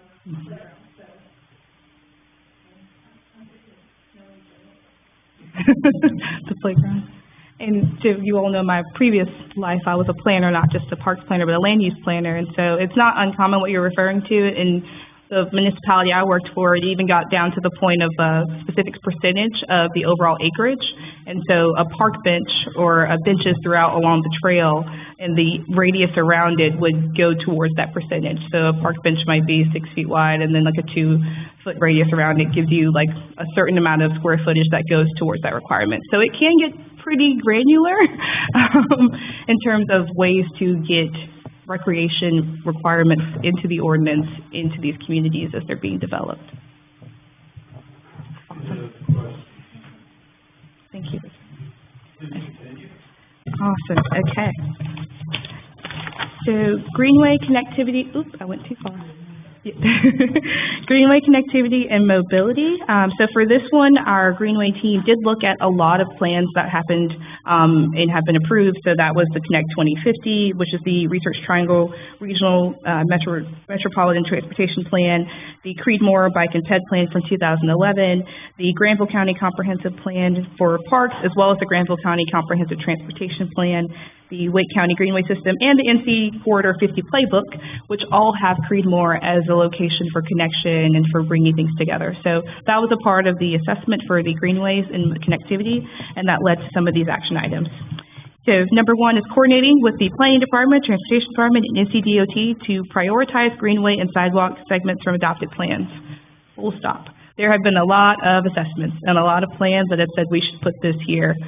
Those groups that did all those things need to kind of have a day where they get together and just talk and figure out which ones are actually feasible, what are people actually working on, is anything being attainable, is there a reason why something's not on the table anymore.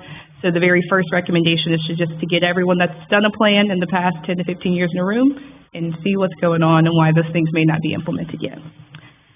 Expand trail mileage within existing parts by adding nature paths, food trails, or connectors where possible. Install trail signage, wayfinding, and mile markers to support navigation and encourage use. Host events and challenges to encourage people to go on trails. Identify locations to install benches, trash receptacles, and lighting along the cross-city trail, especially as the network is proposed to connect to additional neighborhoods. Identify funding opportunities for the expansion of the greenway and trail system, which there are quite a few of those, and we'll list those explicitly in the plan. And also, lastly, identify and acquire easements or right-of-way for future greenway connections. That might be one of those long-term ones where we're looking at the next 6 to 10 years. That's just something that's consistently brought up, maybe included in the CIP and things of that sort. Any questions about this one?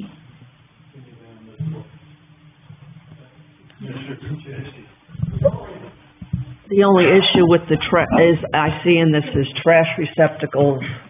That just gives another job to the Public Works Department. Am I right? Somebody's going to have to empty them.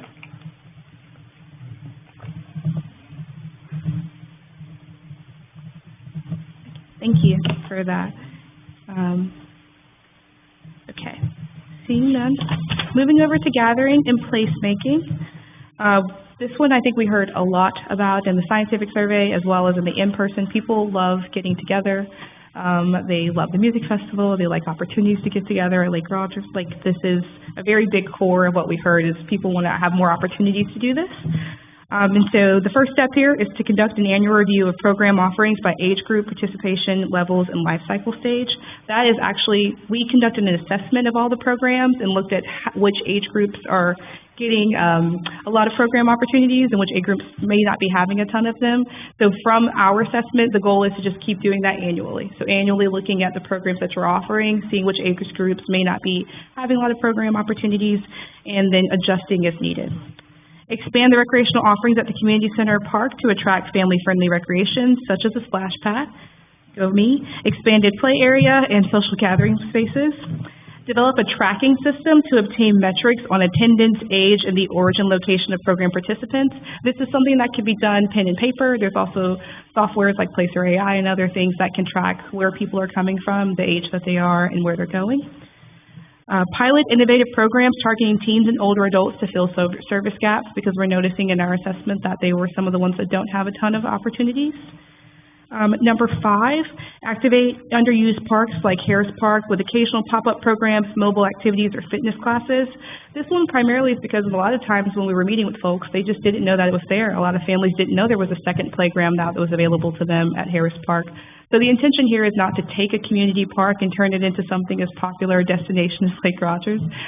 That's not the intention there, but just to let folks know that it's there, maybe have small, low-impact programs that occur there, and hopefully get more people to utilize those facilities because they are there to be utilized. Increase nature-based programming with passive and self-guided hiking programs such as story walks, scavenger hunts, and plant identification bingo. Once again, another low-impact thing, just requires a brochure to be printed, but it encourages folks to go outside, encourages them to start to understand their environment. Balance the program calendar to include low-commitment offerings for families or in residence.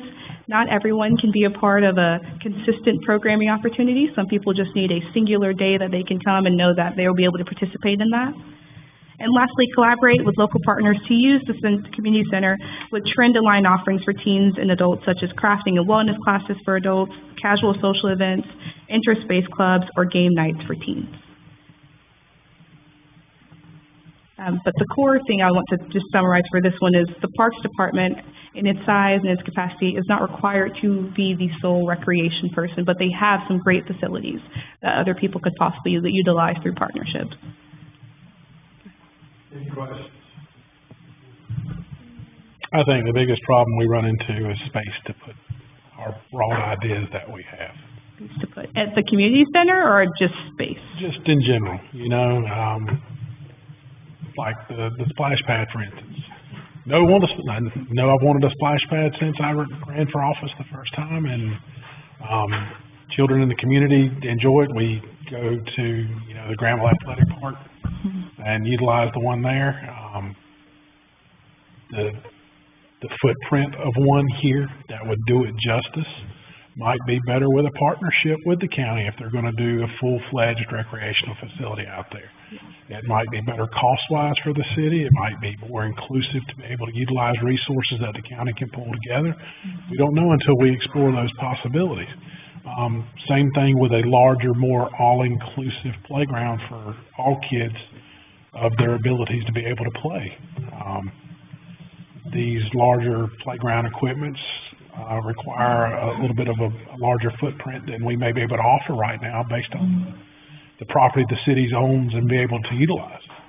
So another instance of that's a good place to go with it, especially if the county is willing to absorb into the city of Creedmoor. So it's, I think, based on what we have available, strong partnerships are what we need to look towards. Gotcha. Just my 2 cents. Any other questions?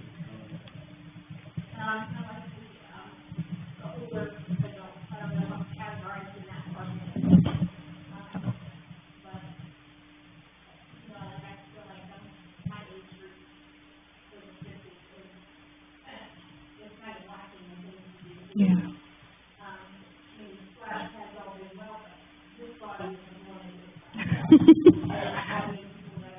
Yeah.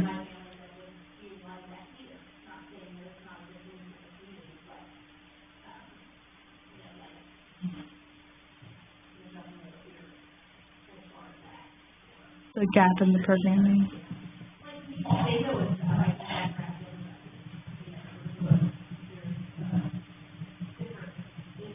Yeah.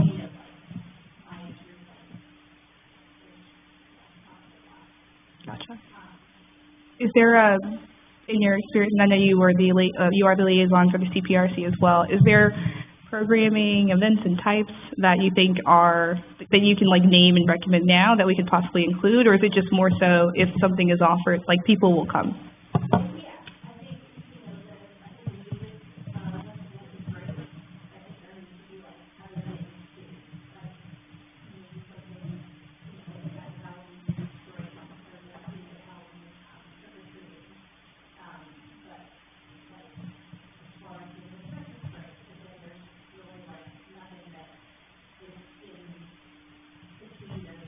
Those major events.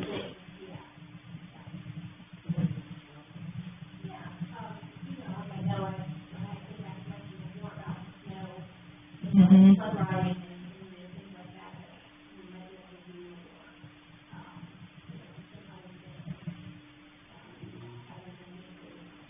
Those big key ones.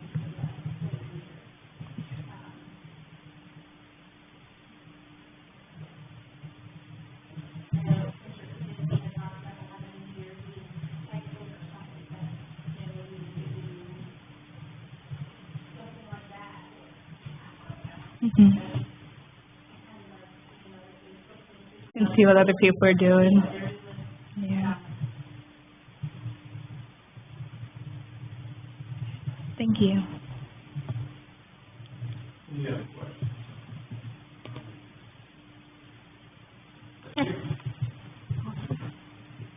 Okay, so this one has changed just a smidgen. Number 3, we're just going to put that a pause on that one because that's regarding the school site. But that's okay. But getting into quality and care. So the first action item here is to implement the opportunities for improvement identified within the Parks, Recreation, and Facility Assessment within the plan. So each park, as I believe the second or third chapter of the plan is going to be a Parks and Recreation Facility Assessment for every park and each of the amenities that's at that park. So just implementing, at the bottom of it, there's opportunities for improvement. These will be listed out in a table. Upgrade park shelters to improve access, usability, and appearance. One of the coolest parts about our site visit was going on a random Tuesday, I think during the day Angie drove us, and the shelters were packed, and it was super cool to see people out. The senior center had drove the bus over, and people were out. There was also parents. So making sure to upgrade those and improve access for those. Skipping number 3, expanding seating, shaded areas, and gathering spaces in existing parks. Add bottle filling stations, updated signage, and trash and recycling infrastructure. And of course, I'm taking in Commissioner Kaczynski's earlier remark about trash infrastructure. Replace aging playground equipment and surfacing based on safety standards and lifetime cycles. Identify opportunities to acquire land for park development or expansion in areas of projected growth. That's another one that might be pending depending upon the decision regarding the school site. Add new amenities aligned with community priorities. This one, there is an edit here, so it would be an example, splash pads, increased trail mileage, water access, and canine recreation, so that's dog park and other things that could be utilized by folks with pets. And then lastly, develop design standards for park amenities such as benches, signs, surfaces, shelters, to ensure future improvements are consistent, durable, and easy to maintain. Also to kind of add to that branding of this is a Creedmoor park. Like the signs are really, really great. They're super beautiful. And the branding, so looking at other ways to brand those parks, whether or not that's receptacles that match or benches that match. This one here, probably going to see the most changes in between now and when you see the final one, just because it's going to depend upon the school site, but we'll try and make sure to work with the county so that we're ensuring the plans are consistent. But any comments or questions on this one?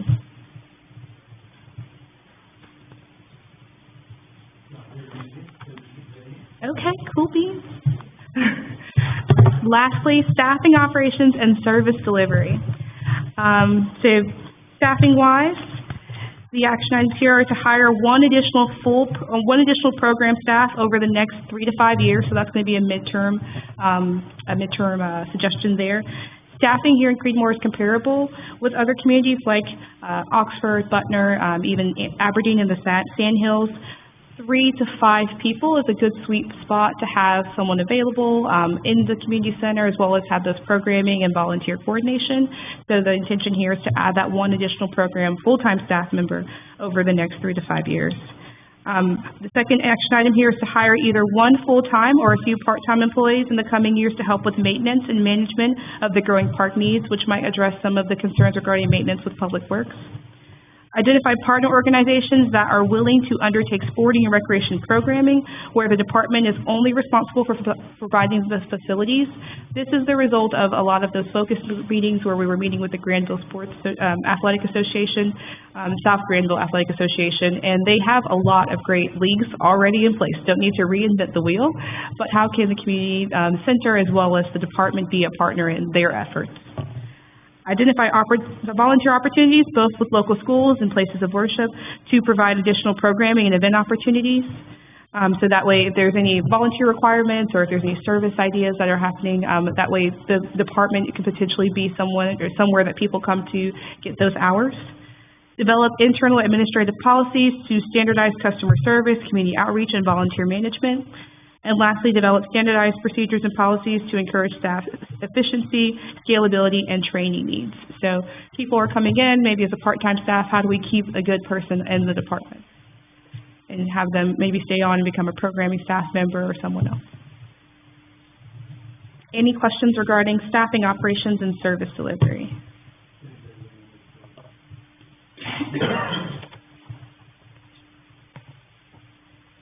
Okay. Hearing none. So next steps. So following this meeting, following this discussion, these were draft action items. These are still pending. So the project team will continue to work with staff to finalize the plan narrative and input the plan into a tangible document that's both aesthetic but also achievable. That also means talking with the folks who were ahead of me in the agenda to see if there's anything that's pending that we could possibly include and make sure that we're being consistent with our partners and neighboring jurisdictions. We will compile all the notes and suggestions from today's meeting and update the recommendations matrix. And then following the holiday break, our plan is to be back before you all January 20th. That is, so we have time to, of course, hear the outcomes of some of these earlier conversations. Hopefully by January 20th, we know everything that's done, and we will have the final hearings on the plan and its content, and hopefully walk away with a plan that is adopted.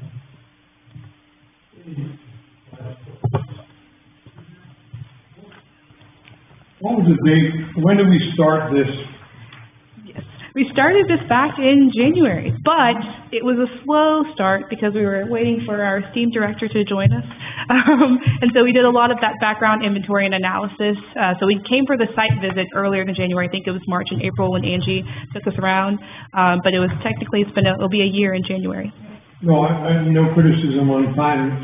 Oh, yeah. My brain, back in January, I don't think anybody on this board had any idea of how, although the county had talked about maybe creating a recreation area, there was really nothing until the land test. So in the meantime of this going on, the county now has a 50-acre site, basically, if that works out. And we don't want to duplicate things, and I think Commissioner Wade wanted to attention that if we're 3 miles apart, we're going to have a huge public park. Now it puts us in a situation until we really know the footprint and plan of theirs, where we go with ours.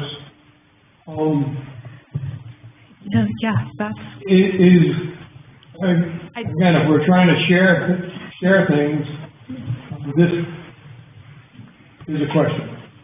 Chastity, what do you have? Yeah, I was just gonna say, this is like a great time to consider what is next, like what needs to go into this plan as we get ready to reapply for part of, as we get to, last year we put in things to enhance the community center like a playground, but if these are already going to be the plans with the county, then that's something that we could pivot and look at doing something different.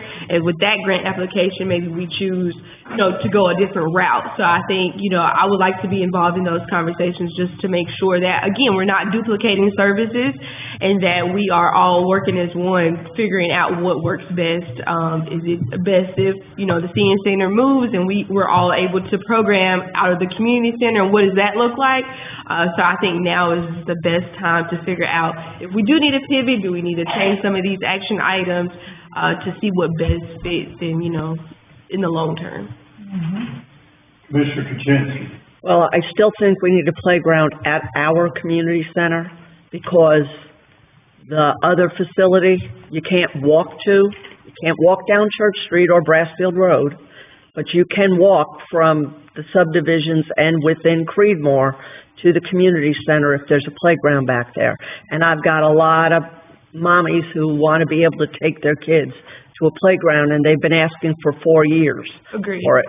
Yeah, I just want to make sure we're all on the same page. And that's already been approved, right? I mean, that's already, the playground has not been approved? It has not been approved. We did submit the part of application for the playground, but however, it was not a selected project. So I just want to make sure going into this next part of the cycle, which has already begun, what are we looking for as a project? I agree, we definitely want a playground there. Yeah, I agree. Gotcha. Yeah, thank you.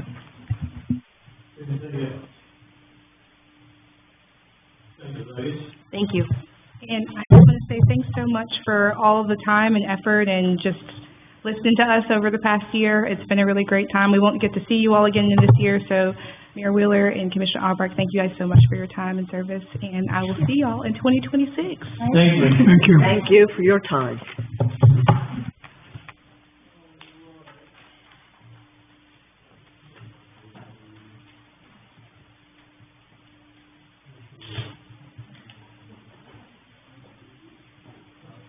We're going to take a little 5-minute break. Here you go.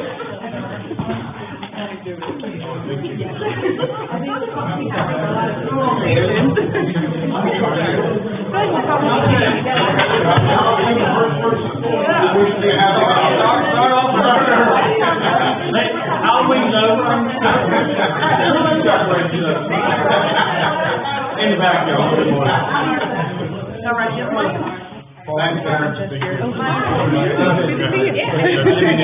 no, you're fine. Yes, that was great. Good to see you.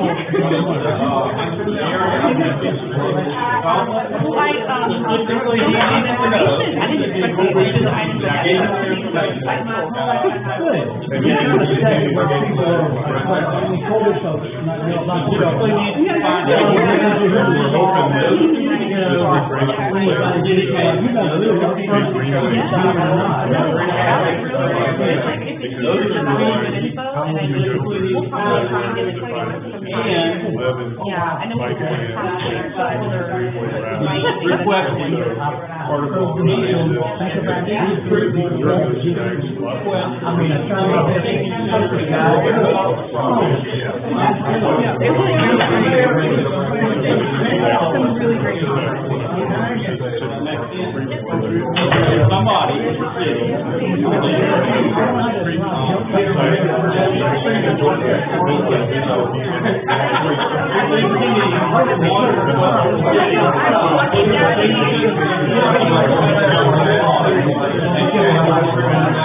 Hey, John.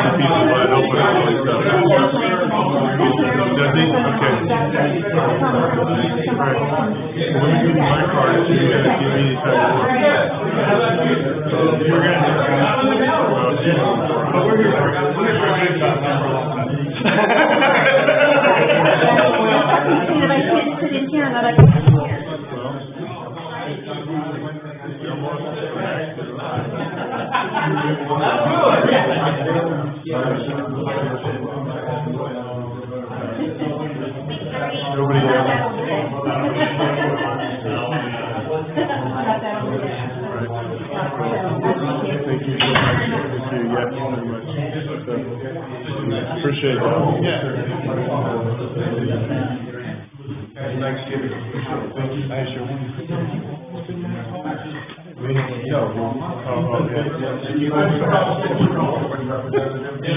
How are you, sir? Dallas, I'm Darryl Moss.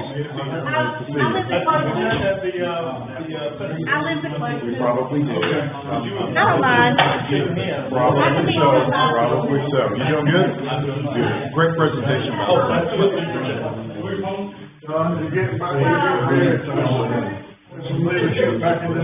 Reload. Reload. Happy Thanksgiving. How's your mom? She's good today. Okay, that's good. I'll take it one day at a time. That's it.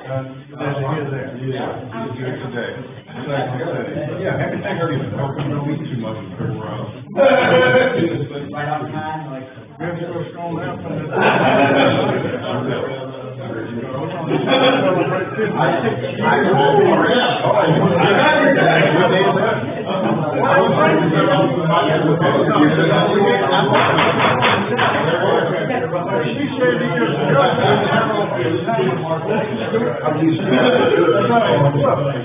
Thank you. Well, congratulations. That's a long time. It is.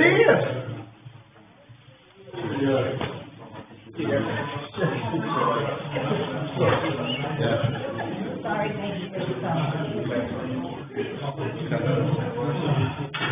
I'm talking about it. We can talk about everything. All right, we're, Mr. Frank. I'm back. All right, we're going on to the Main Street Auto Extension, Mr. Frank. Good evening again, Mr. Mayor and members of the board. We're on to some mundane zoning type actions here. We did a lot of real good recreation planning and some big picture ideas, but now this is a little bit of detail and minutia. You all might recall roughly a year ago, it was December of '24, that CZ 2024-01 was adopted regarding Main Street Auto. And at that time, we adopted a conditional zoning district, applied it to the property on Main Street that allowed for both a automobile repair service major and tattoo and body piercing. With that, there were several requirements that went along with Ordinance 2024-011, specifically things like a Type C buffer, pavement and striping of the driveway and parking area, and a 6-foot-tall opaque fence that would completely surround the rear parking and vehicle storage areas.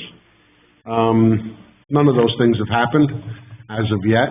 The tattoo parlor has opened, and there has been, some work done in there, but unfortunately none of the other required improvements have taken place.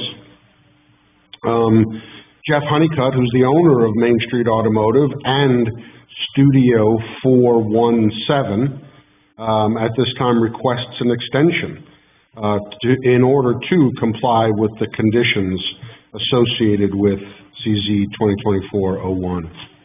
Unfortunately, Jeff called me at about 2:58 p.m. this afternoon and told me that he is sick with a virus and did not want to come here and spread it amongst us. So he would not be able to attend. He knew that this afternoon.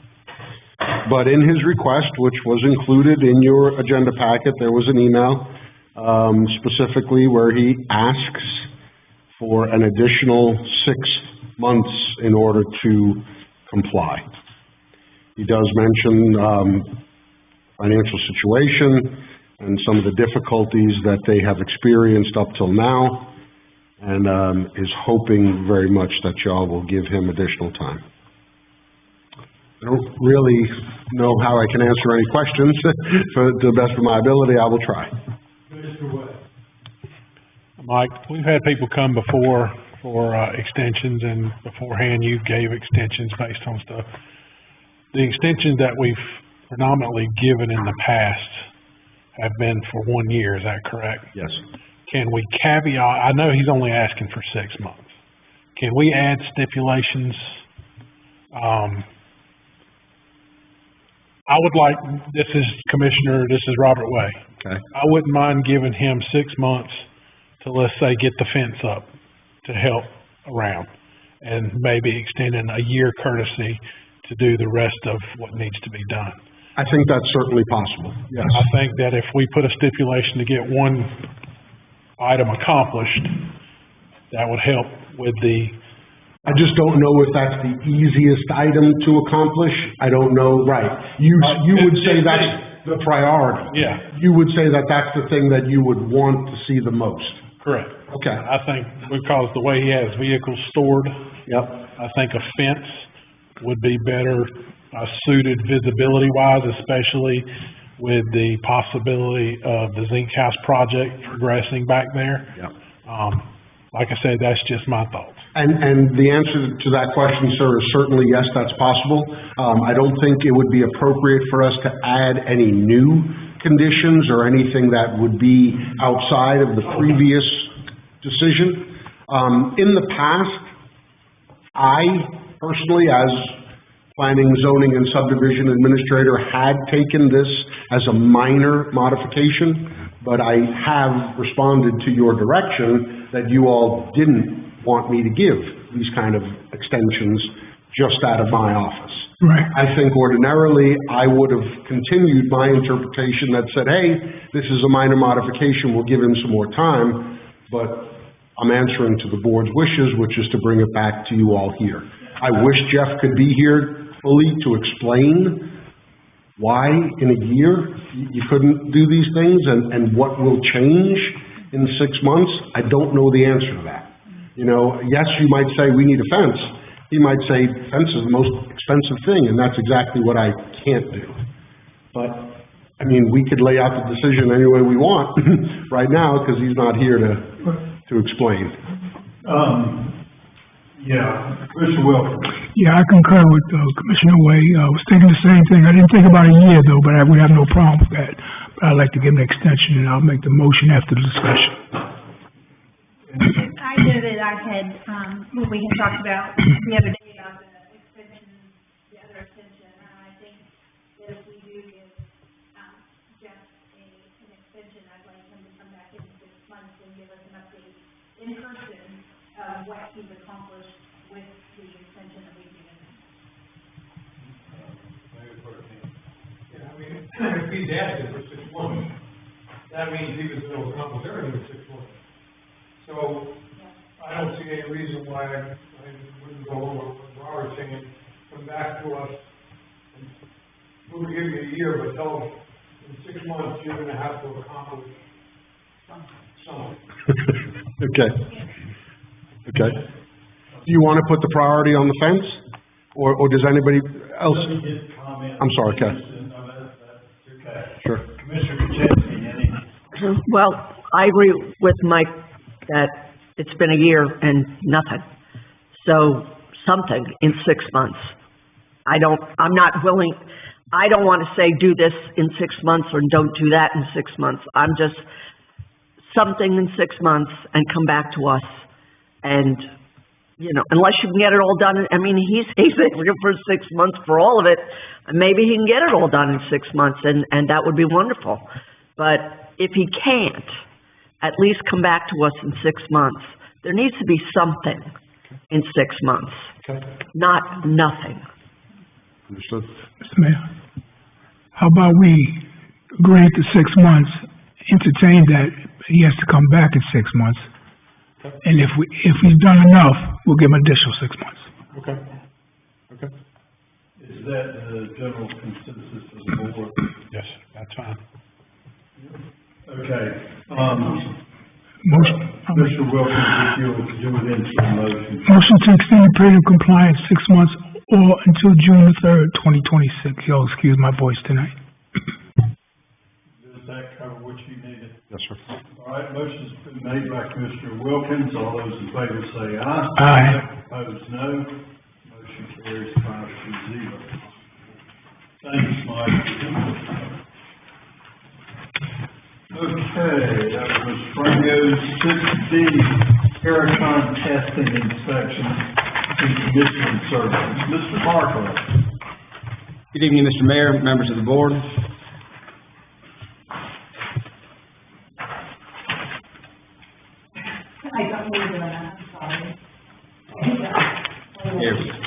So tonight's presentation is on the proposal for services from Terracon for the new police department building. Is it on? It is on. There you go. So the purpose tonight is to present and explain to the board the services that are proposed by Terracom and to request the board's approval to proceed, but that request will be in 2 weeks from now. December 2nd is when there'll be a budget amendment and we'll ask to proceed. Right now, the city attorney is reviewing the contract, so when that gets approved by the city attorney, it will be in the agenda material for the next meeting, so you can see the whole proposal yourself. Now, the proposed services can be broken down into 3 categories. There's materials testing, special inspections, and building commissioning services. And third-party testing and inspection is the responsibility of the project owner, and it's in the owner's best interest. Having a third party work directly for the owner, it eliminates the possibility for a conflict of interest to arise if the inspector works directly for the contractor or the architect. Now, the purpose of these services, Granville County Buildings Inspections, they reviewed and approved a set of plans. Now, those plans were developed with several design assumptions. For example, the bearing capacity of the soil, the strength of the concrete. So this firm will work in conjunction with Granville County Inspections to verify, number one, the design assumptions.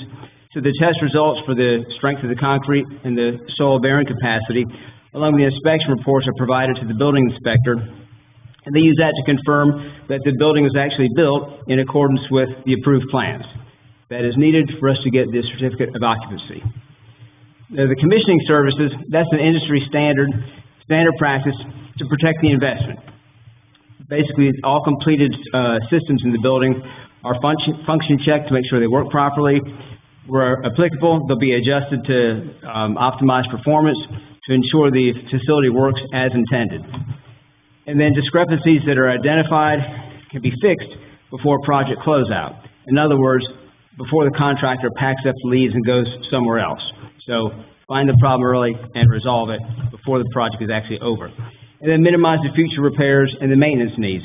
If the life expectancy of this building is 50 years, then we want to make sure that we start off right and don't have continuing things that need to be maintained that could have been dealt with once in the beginning. Now, why Terracom? Well, right in the beginning when we saw that we had to do these 3 services, we believe there's value in having one firm perform all of them. Promotes better communication, fewer handoffs, and just streamlines the process. So Little gave us a recommendation for several firms that did a variety of these services, and apparently it's very uncommon for one firm to provide all 3 services.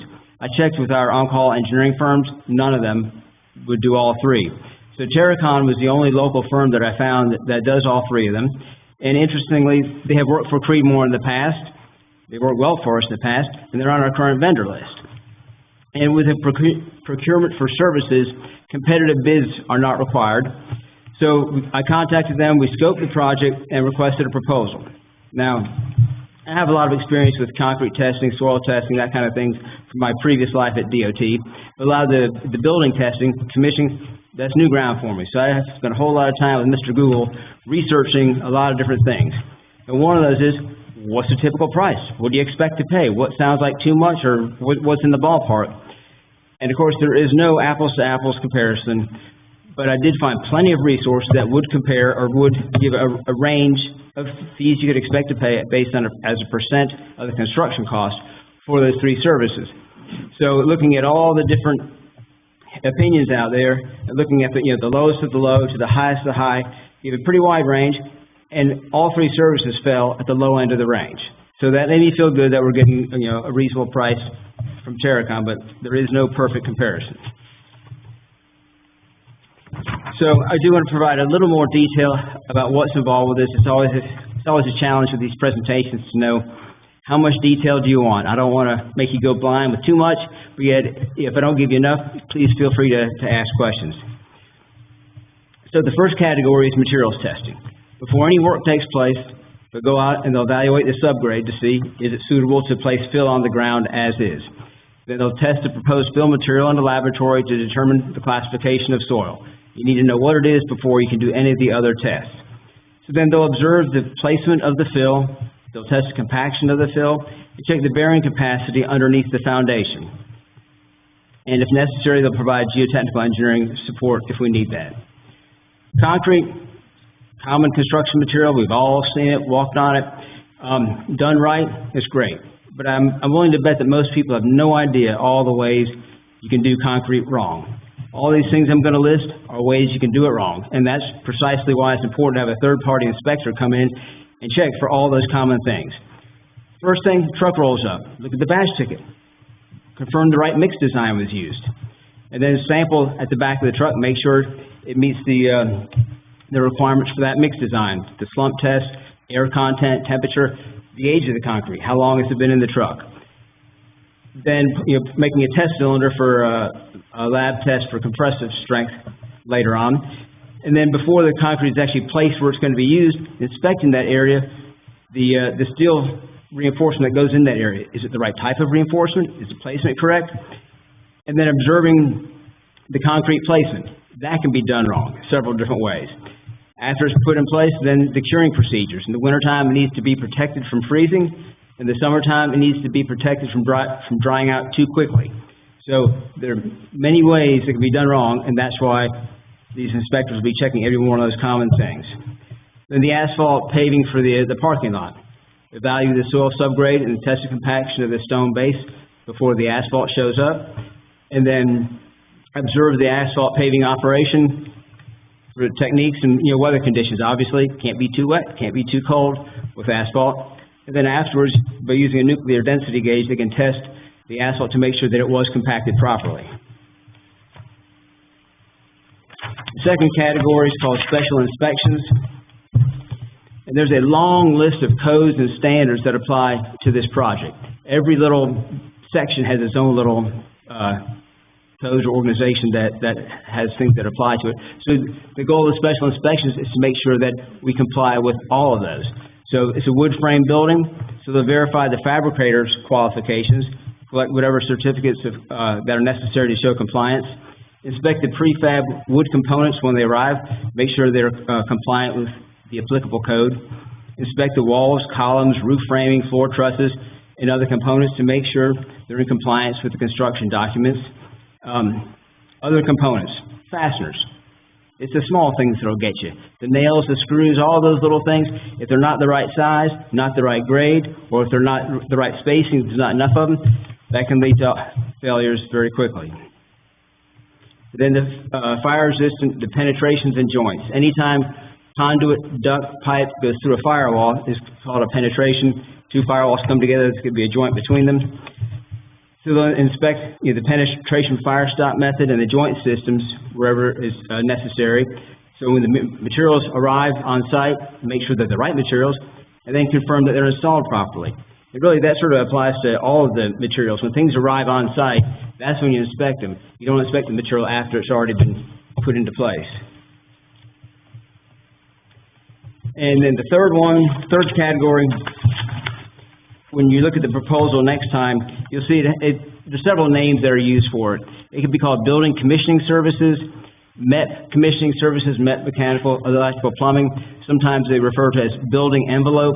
Anything within the footprint of the building counts, so site work would not be part of it.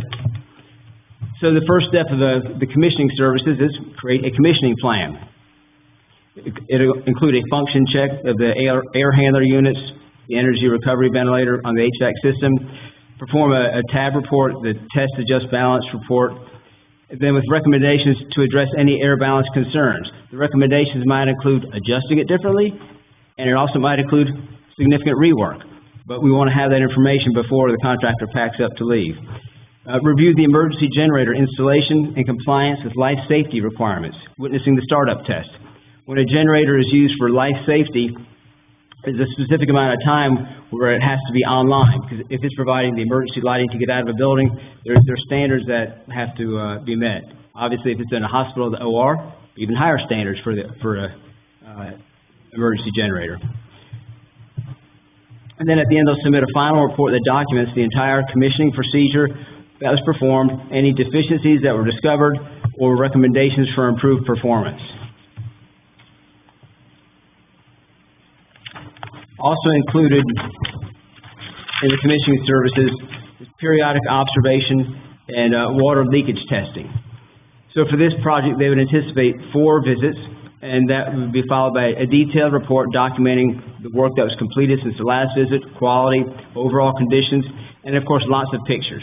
When you take pictures, you don't know which one is going to save your bacon in the future, so you make sure you take a lot from every different angle. And unlike all the other tests and inspections, the construction monitor on these visits is observing all aspects: safety, quality, anything.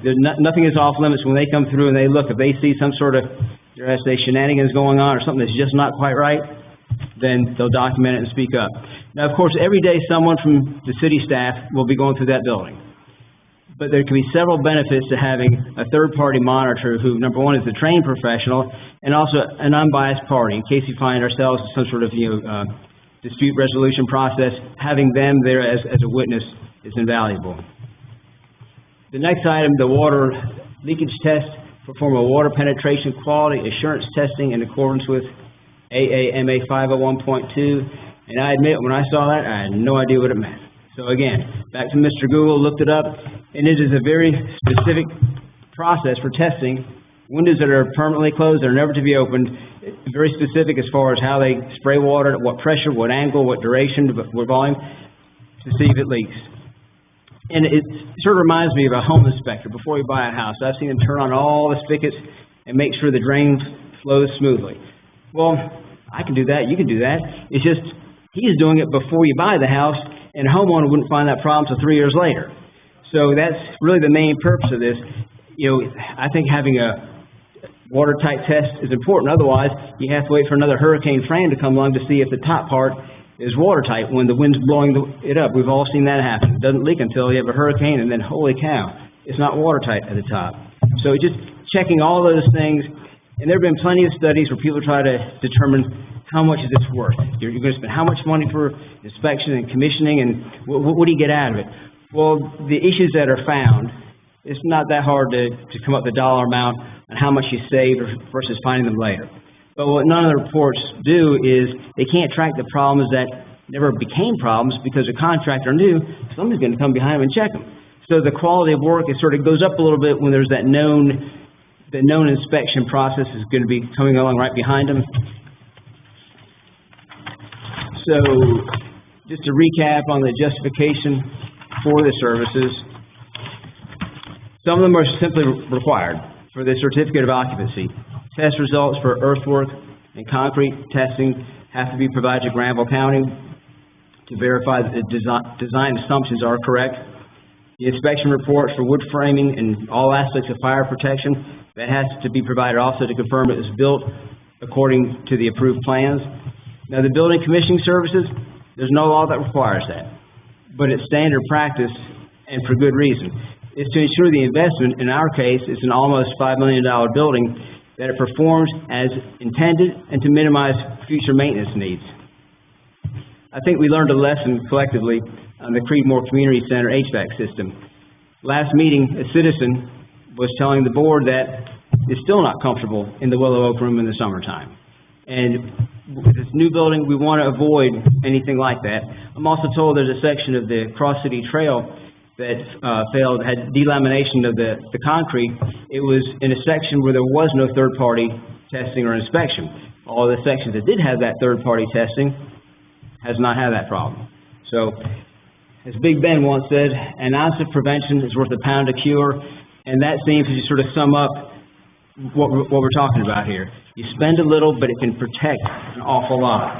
So, Terracon's proposal for the materials testing and special inspections came at $55,000, and the building enclosure commission, $27,000. Now you see in the fine print, the recommended budget invoice for actual expenses. I told Terracon, I said, I need more than that when I present this to the board. What is that all about? And what I was told is it is very, very dependent on the contractor. Quality, for example. If they have to come back to re-inspect something, well, now there's 2 trips instead of 1. And then the efficiency. Is a contractor calling Terracon when each little item needs to be inspected, or are they sort of staging their work so they can get 3 inspections on 1 visit? And then simply, proper scheduling. Are they calling Terracon to come out and they're waiting 2 hours before they can actually do the test? I got the sense there's a lot of frustration on Terracon's part with some of the contractors they dealt with in the past.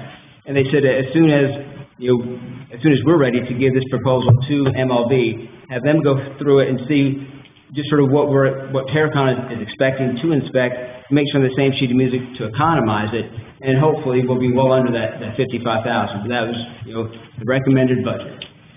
There's not nearly as many variables with the commissioning, that's why they could give a lump sum of that $27,000. So, taking the bid price for the building and some other things like furniture, contingency, disinspection costs, other project costs, round up to $4.8 million.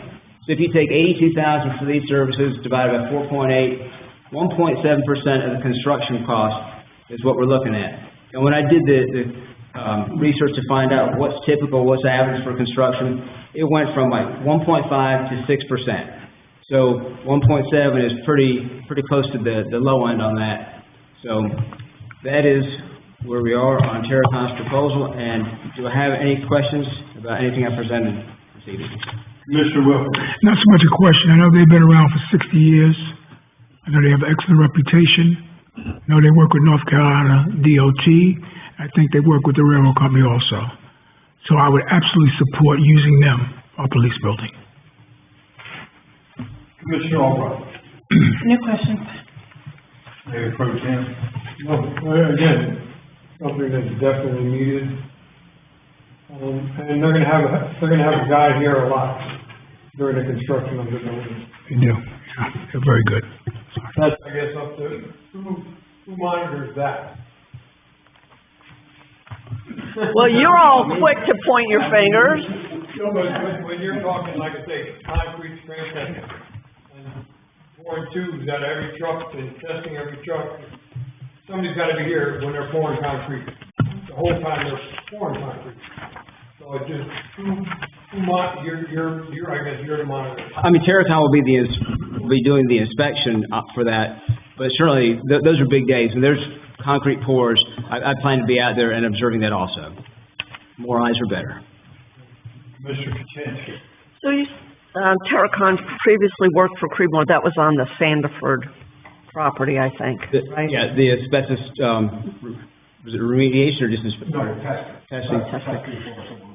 So, tell me why, you said when the delivery of the materials comes, somebody's got to check to make it's right. That's a contractor's responsibility. You're right, it's their responsibility. So why is Terracon? Trust but verify. Okay. Building it correctly is their responsibility. Yeah. But certain things warrant some oversight. And absolutely with the community center, we have learned a lesson. That's absolutely true. What kind of guarantee do we get with Terracon that once they bless this building, we're not going to have any problems? Is there any kind of guarantee that comes with this? I don't think a true guarantee, because if they're going to, like the bearing capacity of the soil, if they're checking every 50 feet, they're guaranteeing every 50 feet is good. What happens in between? We can't afford for them to test it every 5 feet. So they can guarantee that what they checked is good, but if they're doing a sample, like the trucks, if they're doing cylinders on, 1 out of 10 trucks, they're guaranteeing the one they tested is accurate. But if something happened on one they didn't test, they can't guarantee that. So we've done the geotechnical testing on the property out there already. These guys are going to do surface testing for the site when it's ready to be built. Okay. We've done geotech under the surface. Right, exactly. And the last thing that I have is it says $82,025. That's just an estimate. That's not actual. The $27,000 for the commissioning, that's a lump sum. That's what it should be. The other one is just an estimate. It could be higher, it could be lower. And they will get paid at the end of the job, or when they do the... I would assume they'll bill us monthly as they go along for whatever was done each month. Okay.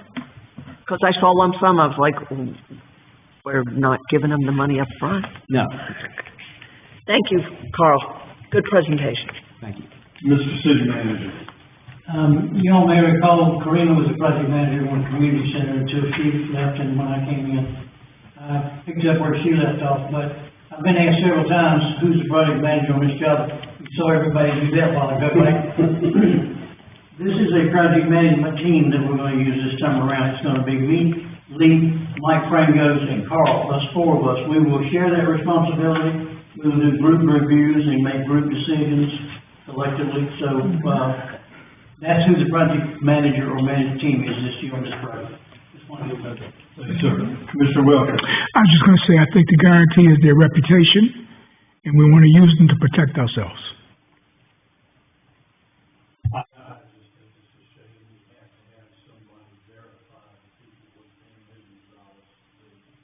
I agree that it sounds like we need to do it, especially after the HVAC system that's used, but like I said, it's just, Rob? Questions, answers?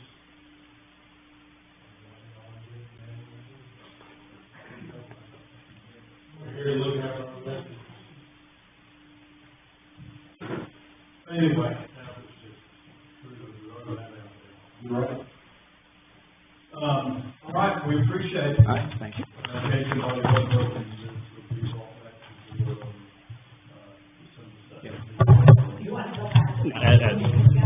December 2nd.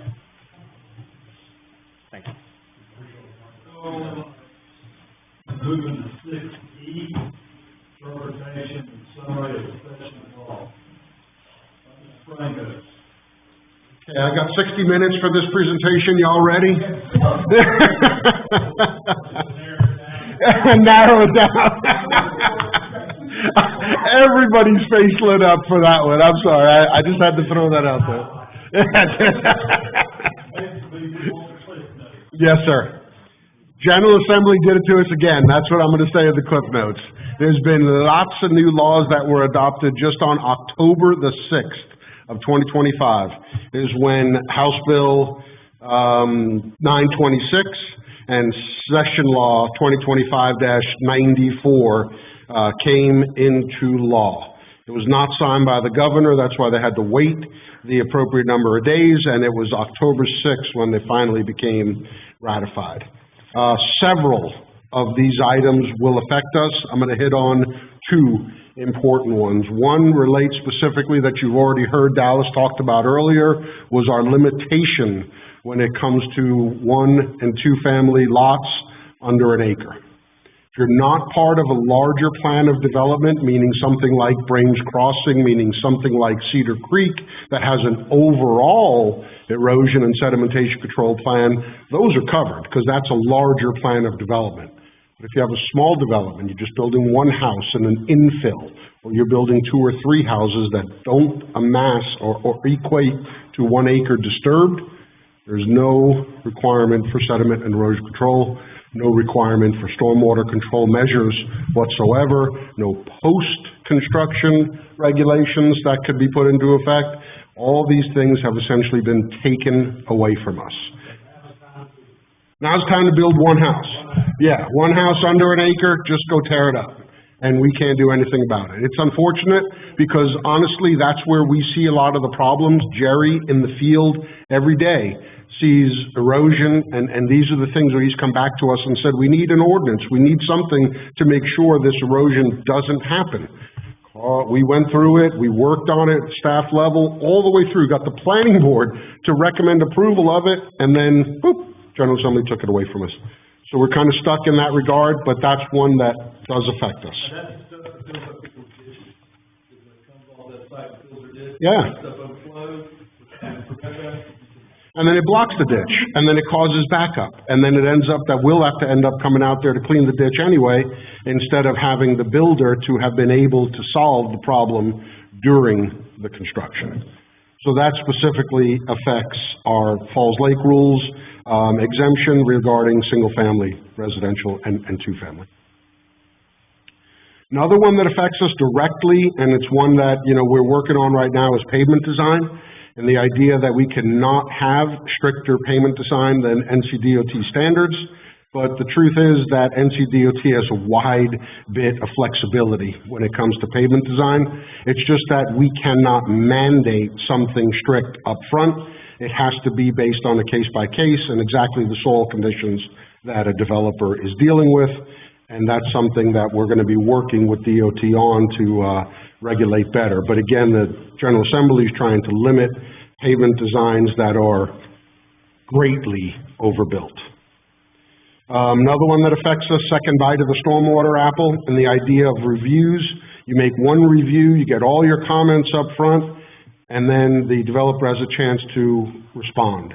You cannot come back with new findings after the initial revision.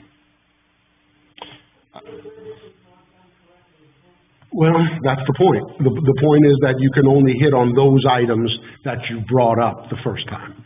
Even if they come back the second time, it's still on the same item. If they screw it up, then we could still work it, but you can't find something new.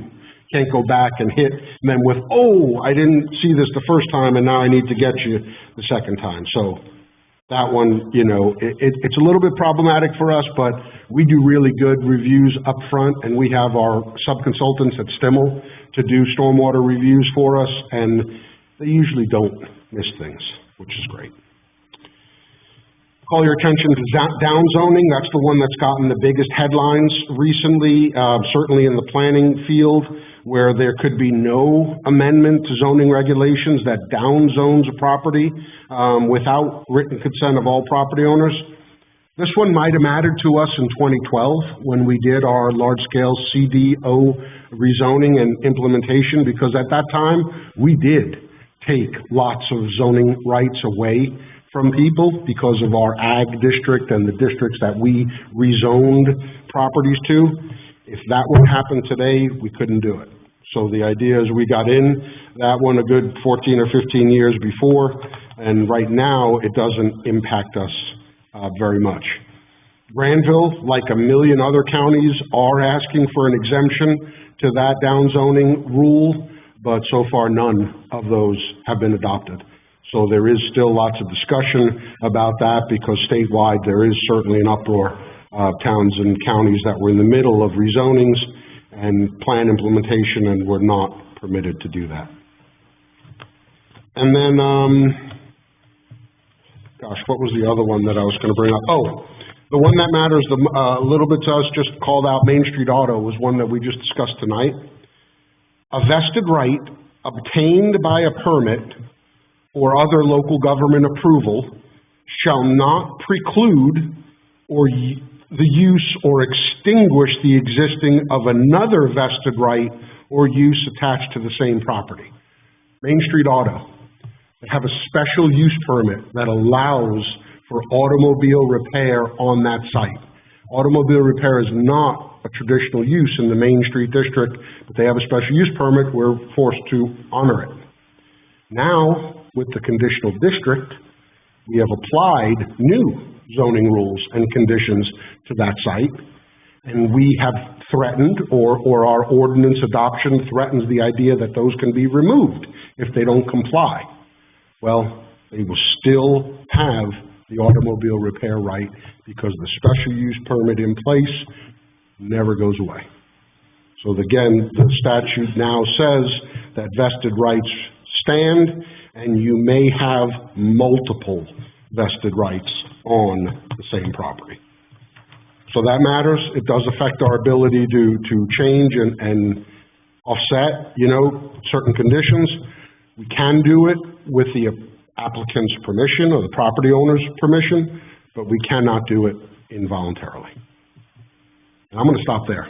Are there any of these that y'all saw that you have questions about? The, on Main Street Auto, that would apply to the tattoo parlor. Correct. The tattoo parlor could go away, but the automobile repair, which wouldn't ordinarily be allowed in Main Street District, must stay, because that was awarded via special use permit back when. Just want to make sure I understood. Mr. Way, any questions? No, sir. Mr. Kaczynski? So, Mike, the one about erosion, is that going to affect the Dogwood Whitehall study and engineering that we're doing? No. No. Those improvements will be still, can be made, and those repairs can be made just fine. It won't affect them. There won't be a need for silt fencing. There won't be a need for additional erosion control. That'll all be part of the project. Can you give me any idea where we are with this? We have I'm results. throwing it out there because I want to know. Yeah, we have results on that project that have come into us from, is it Summit? Bless you. Bless you. Weatherall is the firm, and we are still working back and forth on their recommendations. They gave us a broad range of recommendations, and we're trying to narrow those down into implementation priority. We're still working on that. It will be back before you, before long. City engineer, got another project on his plate. And we are glad to have him, aren't we? Everyone nod. Yes, we are. That's right.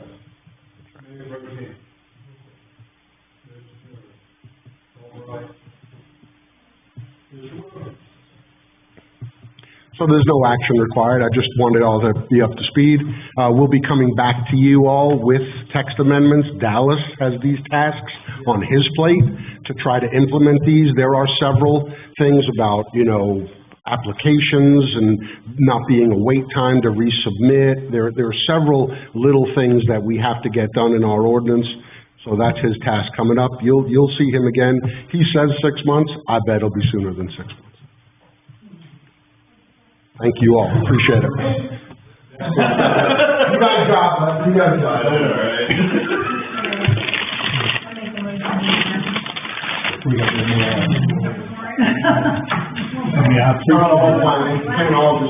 Can't leave at halftime.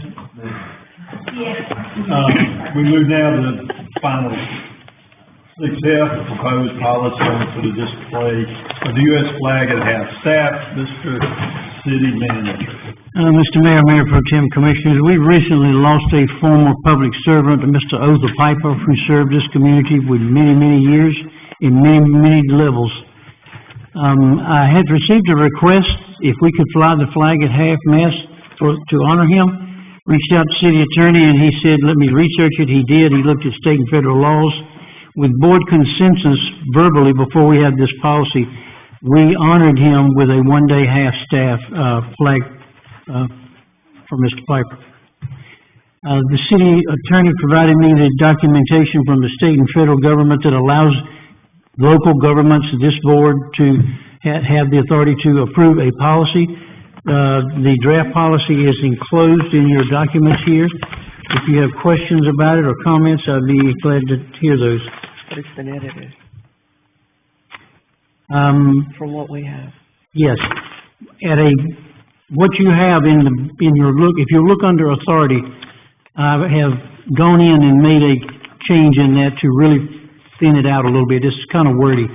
So if I may read this edited, one paragraph edit, instead of what's in that paragraph, I'm going to say the North Carolina Department of Administration State Government Flag Guide, the United States Code, Chapter 1, Statute 7, Proclamation 3044, dated March 1954, and as approved by the Creedmoor City Board of Commissioners. So you have the authority to do that from state and federal government, and by taking this action tonight, we will have this policy effective today's date, and it will honor past or current mayors, elected officials, mayors, and commissioners specifically, and no one else is listed there.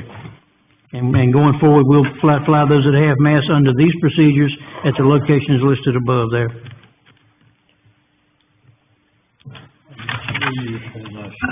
So, Need a motion. yes, sir. A motion would be in order to approve proposed city policy for display of U.S. flags, half-staff for elected officials. Yes, ma'am. Motion's been made by Commissioner Wilkins. Any further discussion? You won't know. You're gonna live forever? God bless you. I like it. That's good. We have a motion, no questions. All those in favor say aye. Aye. Opposed, no. Motion carries. Thank you. Okay, Emma. You're up. I make a motion that we adjourn. We have a motion by Commissioner Albright to adjourn. All those in favor say aye. Aye.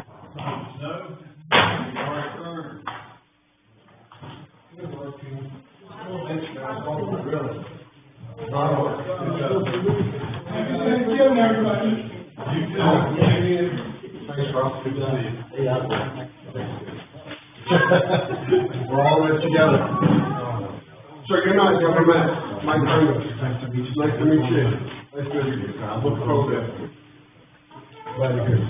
Thanks for coming in. Mike, see you're not coming in, you have a little